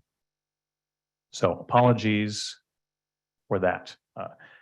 But if you could motion. Mr. Chair, who's the remaining member of the West Michigan Shoreline Regional? Remaining member would be Commissioner Belknap. Thank you very much. Thank you. Yes, I did not state that. Thank you. I know it's a lot, but if you could motion. I don't believe we need a motion. I think you can just make those appointments. Well, administration had said they needed a vote on the. Oh, is that correct? Okay. Yeah, Stand at corrected. least on Grand Valley Metro Council, which is what this one is too. So, Okay, so do you want an attempted motion on all of those? yeah, and then we can just, so we need to approve Administrator Gibbs anyway to the Metro Council. And yeah. Okay. Okay, I motion to approve the appointment of County Administrator John Gibbs to the Grand Valley Metropolitan Council Board of Directors and Executive Committee. To remove Doug Zylstra from the Parks Committee, remove Lucy Ebel from the Grand Valley Metro Council, and replace her with Commissioner Terpstra. To appoint Lucy Ebel to the, I'll let you fill that in. Insurance Authority. The Insurance Authority, replacing Commissioner Bergman on that. And then was there one final one? Yeah, remove Commissioner Cosby from West Michigan Shoreline Regional Development Commission. Okay, and remove Commissioner Cosby from West Michigan Regional, West Michigan, here he goes, right here. The bottom one. from West Michigan Shoreline Regional Development Commission. Yes, apologies. We had almost all of them correct last meeting. Do we have a second? Second. Thank you. Any discussion on making those appointments? Did we miss, I'm sorry, Commissioner Cosby, did we miss the Parks and Recreation Commission? Or did we? No, Oh, she got I'm it. sorry, I didn't mean it that way. Okay, thank you. Yeah. Sorry. Administration, quick comment, wait, you had a second? Second. Okay.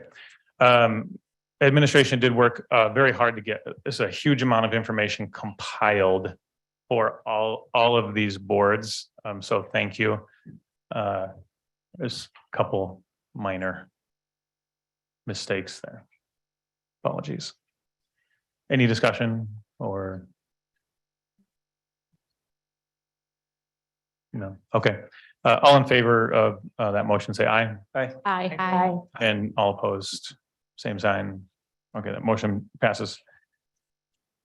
Okay, we'll move into our next item of business, committee reports. Mr. Chair, I think item C yet, unless that's been, I don't think it's removed. Community Action Agency Advisory Board appointment. Oh, that was, removed? yes, that one was removed and sent to talent. Okay. Yes. Thank you very much. Sorry, I missed that. Oh, no worries. Okay, committee reports. Do we have any committee reports? Seeing as we are brand new. Mr. Commissioner, Chairman Moss. I just wanted to mention that this past week I attended meetings of the Brownfield Redevelopment Authority and the Economic Development Corporation. I'd like to thank staff Becky Hedinga for the Department of Strategic Impact for inviting the new members to a orientation meeting ahead of that meeting. She provided an excellent overview and thorough introduction to the programs. I'm also looking forward to the upcoming groundwater board meeting. And just a shout out to Paul Sachs and Strategic Impact for providing a solid background. Thank you. And for jumping in today when we needed them. Okay, so next item on the order of business is public comment. It's 2:21. So we're going to take a short recess, call it about 15 minutes. We're also going to look at the cameras briefly. Sounds like there was a request for that. So we're in recess.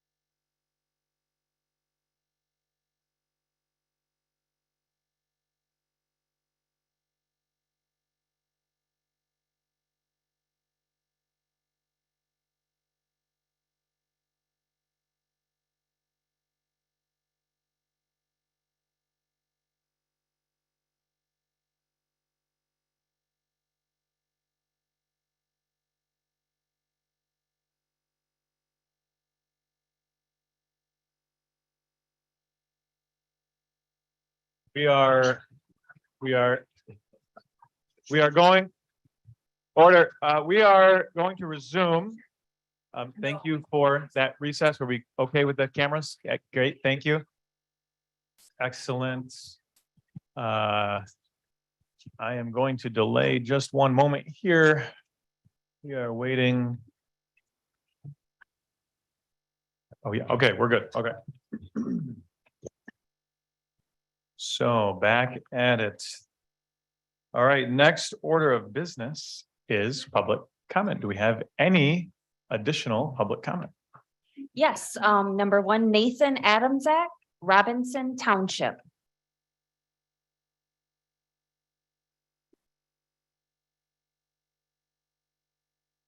Mr. Chairman, my name is Nathan Adamczyk. I'm from Robinson Township. I'm a Christian, husband and dad. And I want to just thank you all for keeping your campaign promises and doing the right thing for our county.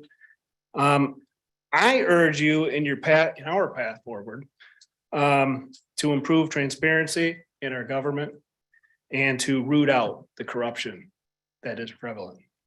We know it's there. I urge you to push back against the indoctrination of the green energy movement and also the globalist agenda that our country is facing.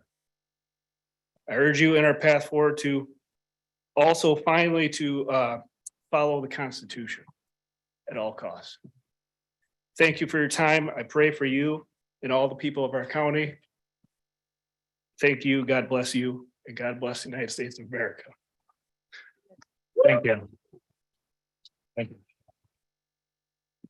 Number two, David Moran, Allendale Township. David Moran from Allendale.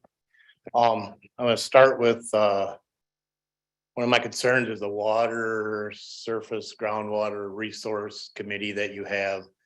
I was at a couple of their meetings. Being a farmer, it raised a lot of concerns as I watched the progress of that meeting. And I came to understand that originally the intent of that organization or that group was to look at the possibility of harnessing farmers in from being able to irrigate their fields. And it led on to different things, and it started out with the deep groundwater. And there's been a lot of, as they said, data mined. And I said, well, it's not good when you go mine data with an intent. You go looking for gold, you find gold. You go looking for coal, you find coal. And as I said to them at the time, they were talking about surface water. Total different animal.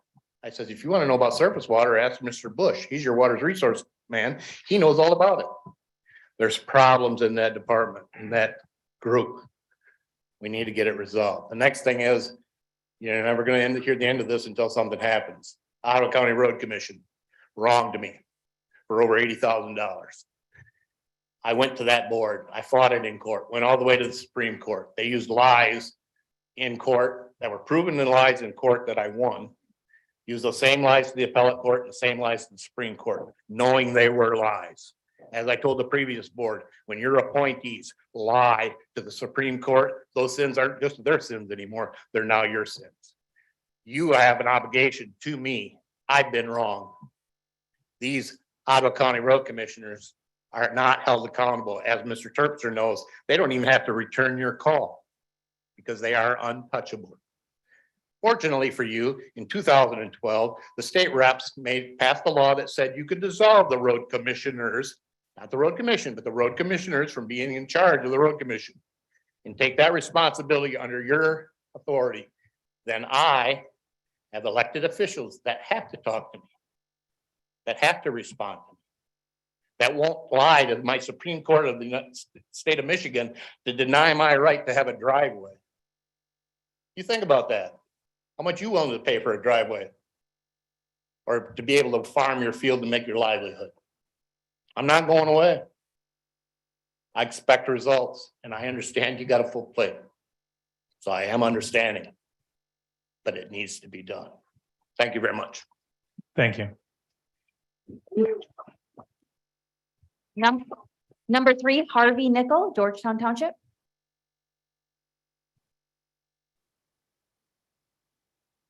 Hello, thank you again. I spoke too long earlier. I had some information to give you, as I often do, to verify the things that I say.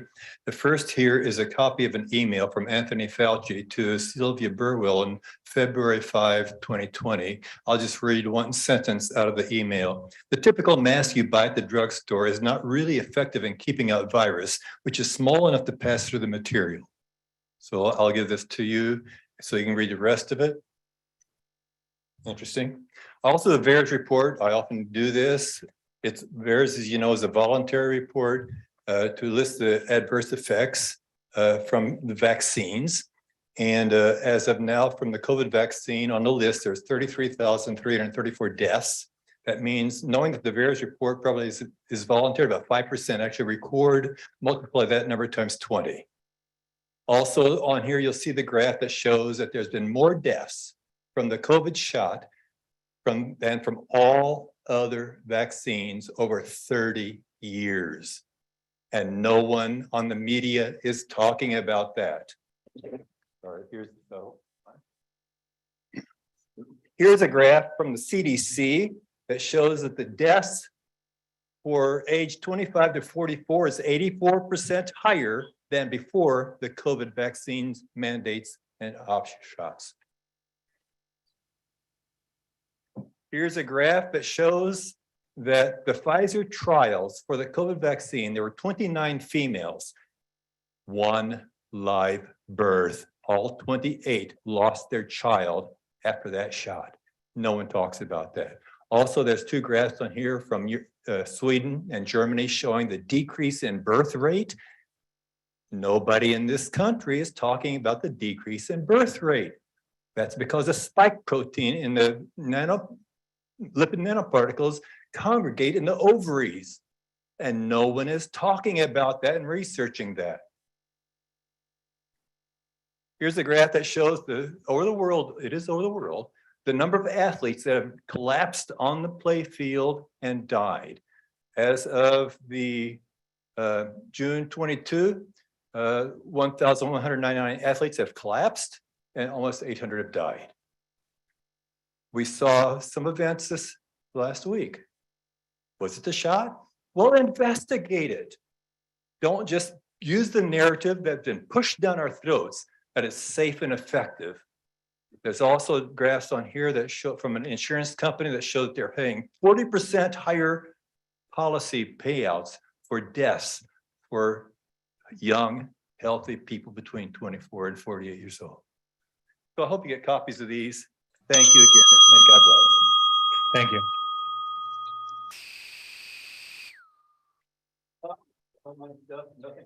Number 4, Cheryl DeVries, Holland Township.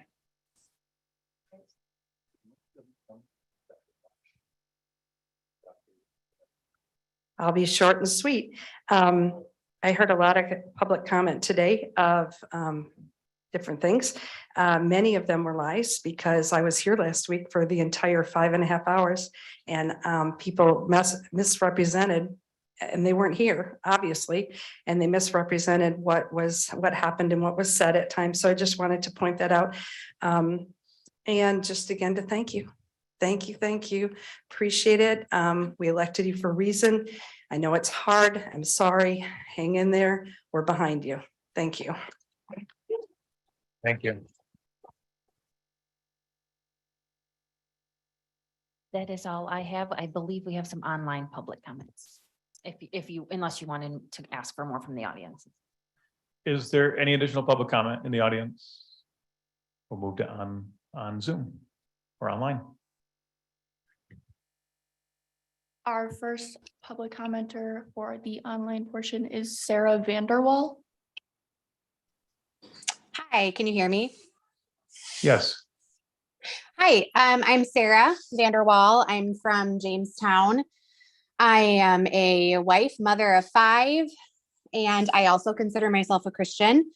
I just have a couple of questions. I know that you can't respond, and I know that I'm supposed to direct my questions to Mr. Moss, so I will try to do that. I'm wondering why none of the letters that were sent to the commissioners regarding concerns about the Coleman Group were read. Because I happen to know that there were letters sent to you and none of them were read. And I thought that they had to be read, but I could be wrong on that. Also, I'm wondering, I would like to hear more. Again, I know you can't answer, but I'd like to hear more about connections to the Coleman Legal Group, especially from Mr. Moss, and why you and the other commissioners who received money from your business partner, who I believe is Joel Coleman, who I understand has a direct connection to the Coleman Group, didn't abstain from voting when you were asked if you had direct connections that would be like a conflict of interest. Mostly because this doesn't really seem like transparency, but maybe I have a misunderstanding of the word transparency. I'm also wondering why someone who works for an HVAC company, who has a degree from a for-profit online-only university that wasn't even regionally accredited until December of 2022, and who spends his spare time mocking sign language interpreters and the deaf community, along with spreading false information about COVID and unproven treatments, is what you would consider a good fit for health administrator for our county. Lastly, I would like to thank Commissioners Zylstra and Bergman for their efforts. And I would like to let Ms. Curran know that when she's kicked out of Commissioner Moss's inner circle for not following his little contract, that you will have support.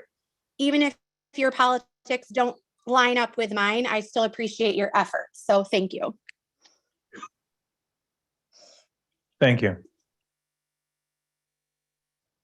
Our next online comment is from Dan Wynarski.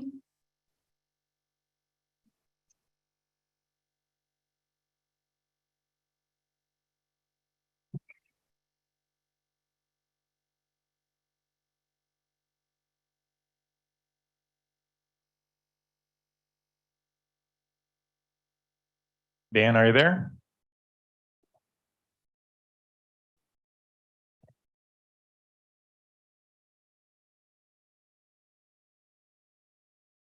Can we leave Dan in the queue and move to the next person? Absolutely. The Thanks. next person that we have is Oliver Champagne.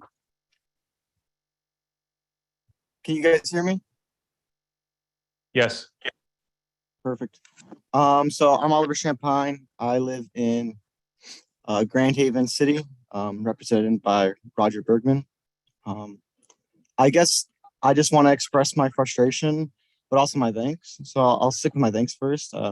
I want to thank the Ottawa County staff for sticking with it, those that are still there, and doing their best to work with a new group of county commissioners that, especially at this meeting, came beyond unprepared. It's frustrating that we don't even know what consent agenda means. I'd hope that our county commissioners had already attended county commission meetings over and over. I hope they attended city council meetings so that they could have a baseline of what proper governance is. And what I watched here was beyond that. Not only did we, in my opinion, break the Open Meetings Act with talks of discussion before meetings, but also I find it quite frustrating that when, and Sarah mentioned this, but when Roger Bergman asked if anyone had a conflict of interest on multiple votes, everyone seemed to still vote while there was a clear conflict of interest. So that's just beyond disappointing. I think that we could do a lot better here. And so I hope moving forward that you guys might become more prepared, maybe have a couple more meetings, maybe don't vote on things that aren't ready yet. And I don't know, if we really want to have an Ottawa County that's moving forward, it doesn't go backwards with history. It doesn't go backwards with trying to just completely tank everything that the Ottawa County staff and previous commissioners have worked hard on for years and years and years. So yeah, I think that we have an Ottawa County where we belong and not where freedom rings. And I hope that we can work on that. And I hope that you guys can work on that and be more clear. Thank you. Thank you. We can move it back to Dan Wynarski if you are there. Yeah, I'm here. Can you hear me? Yes. Thank you for sticking with me. Mr. Chair, I just keep thinking that when your house is on fire and the fire department shows up to put out the fire, that's not the time to complain about the amount of water they're using or that they parked in the wrong spot. The top priority is to put out the fire. And the previous Board of Commissioners, the previous county managers started a fire in our county, which was creating great damage to we the people, we citizens. The voters recognized this, and we voted in favor of firefighters who would go in and who would put out the fire immediately. And that's what you guys did. And I've heard a couple people say that how you do something is just as important as what you do. And in many cases, that is true. You know, I teach my kids that. I have 3 young sons, and I say, sometimes it is more important how you do it than what you do. But when you're in an emergency situation, when the house is on fire, you just do what needs to be done. This past summer, I went door to door with Commissioner Curran. I went door to door with Commissioner Miedema.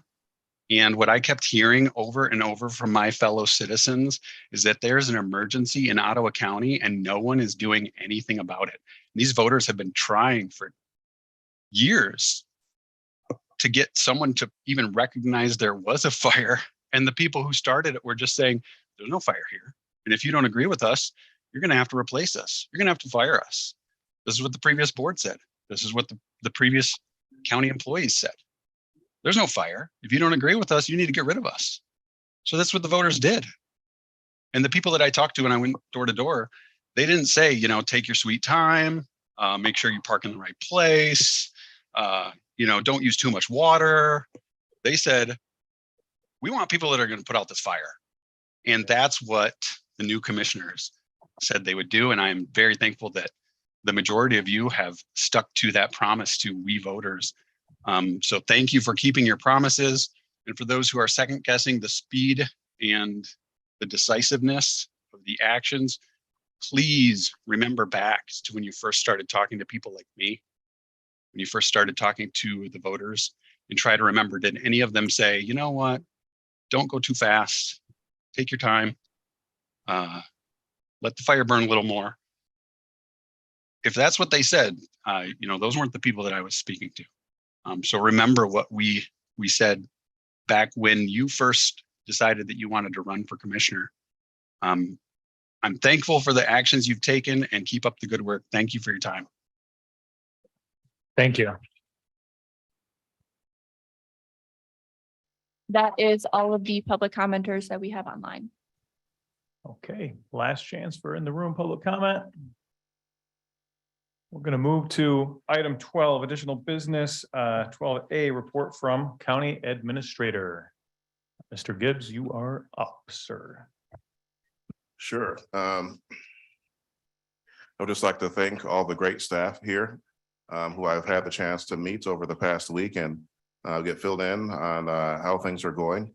We had a great talk last Friday morning with many of the directors and electeds, which was a very wonderful time. So I appreciate everyone coming there and being able to share very frank feedback, which I really took to heart and will be able to pay attention to going forward.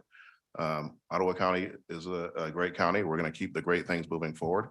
I'm very excited about that. So I look forward to both getting to continue to know all the great staff and all the great directors and electeds, as well as continuing to get to know many of the citizens, many of whom I already know from a different capacity, but will continue to get to know as well. So thank you to the board for this opportunity, and thank you to the staff. It's been a great experience thus far, and thank you to everybody in Ottawa. I think you're going to like the results. Thank you. Okay, we're moving to item B, any general information, comments, meetings attended. Commissioner Zylstra. Yeah, thank you very much. Appreciate that. This may be for IT Administrator Gibbs, but you know, one of the things that we've been trying to do, and I think one of the public commenters referred to this, is making sure all the e-comments that we receive that come to us as commissioners, they are public e-comments. And so one of the things that we've been working on the last 2 years is to make sure there's a home for those, that folks can see those because they are public. I would to receive since last Tuesday, and there's over 500. to see those online. I did check this morning and unfortunately the button is gone. I don't know if that's an IT issue or there's something. Yeah, there was a technical problem with that. Okay, Many comments that went in actually were not from last week. They went back quite beyond that. okay, So we had to address that. We didn't have enough time to do that, okay, as well as a few privacy issues we have to look at first. Okay. But we do plan on having a good system. that okay. goes about Yeah, it. because I did reference it on social media and all of a sudden I looked at my, Right, right. and it wasn't there anymore. So We'll get that working. I appreciate that. I'd also like to just ask that the IT department take a look again at our microphone. We certainly had a lot of feedback on there today.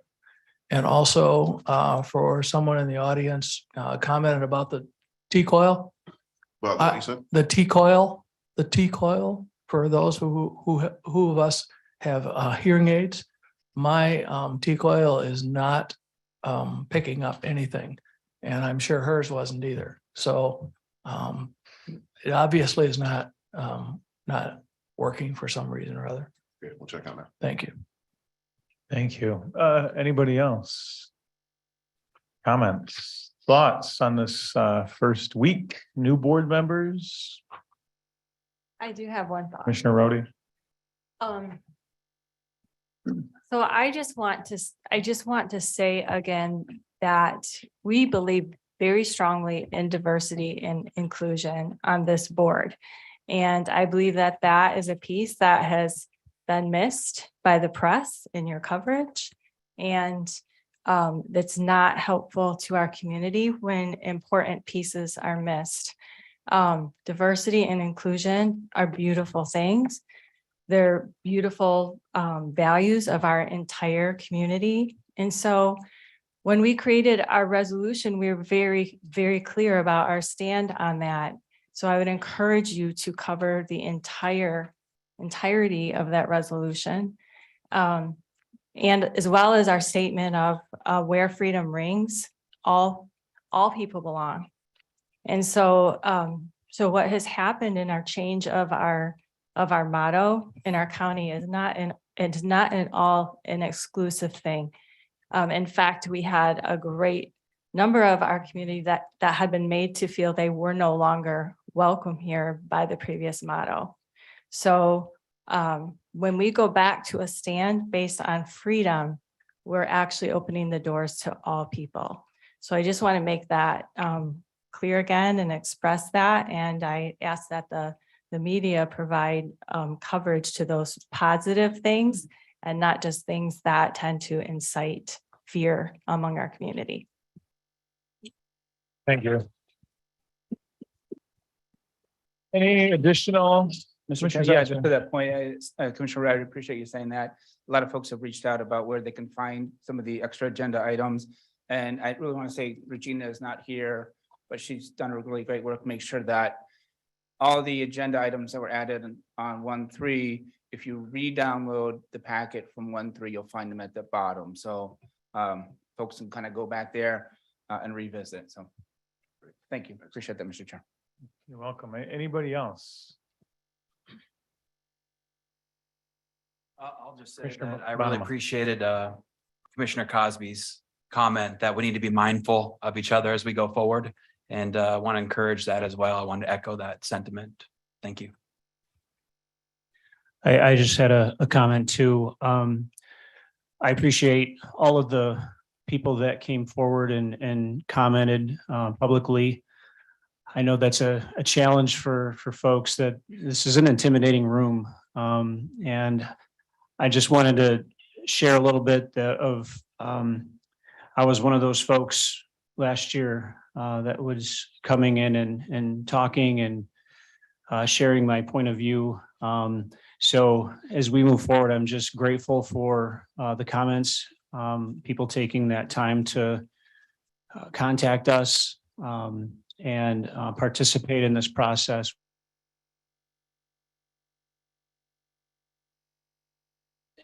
Please continue to come and support and air your thoughts. I appreciate everybody that stepped forward to do that. Thank you. Thank you. Any additional thoughts? I have one closing comment. That's the last call. Okay. The only thing I'd like to say is I'd like to echo what one of the public speakers said. I think his name might have been Dan, not sure.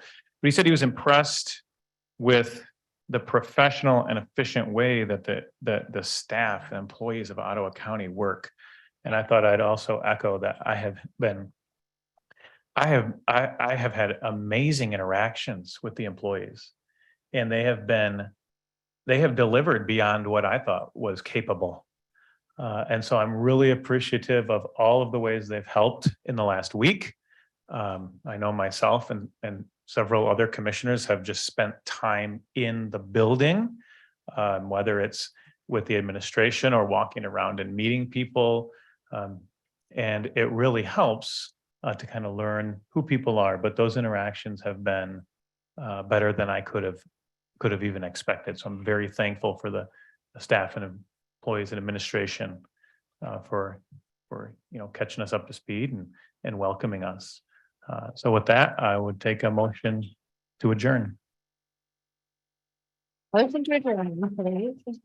Motion to adjourn? Yes. Second? Is there a second? Second. And all in favor, say aye. Aye. All right, we're adjourned.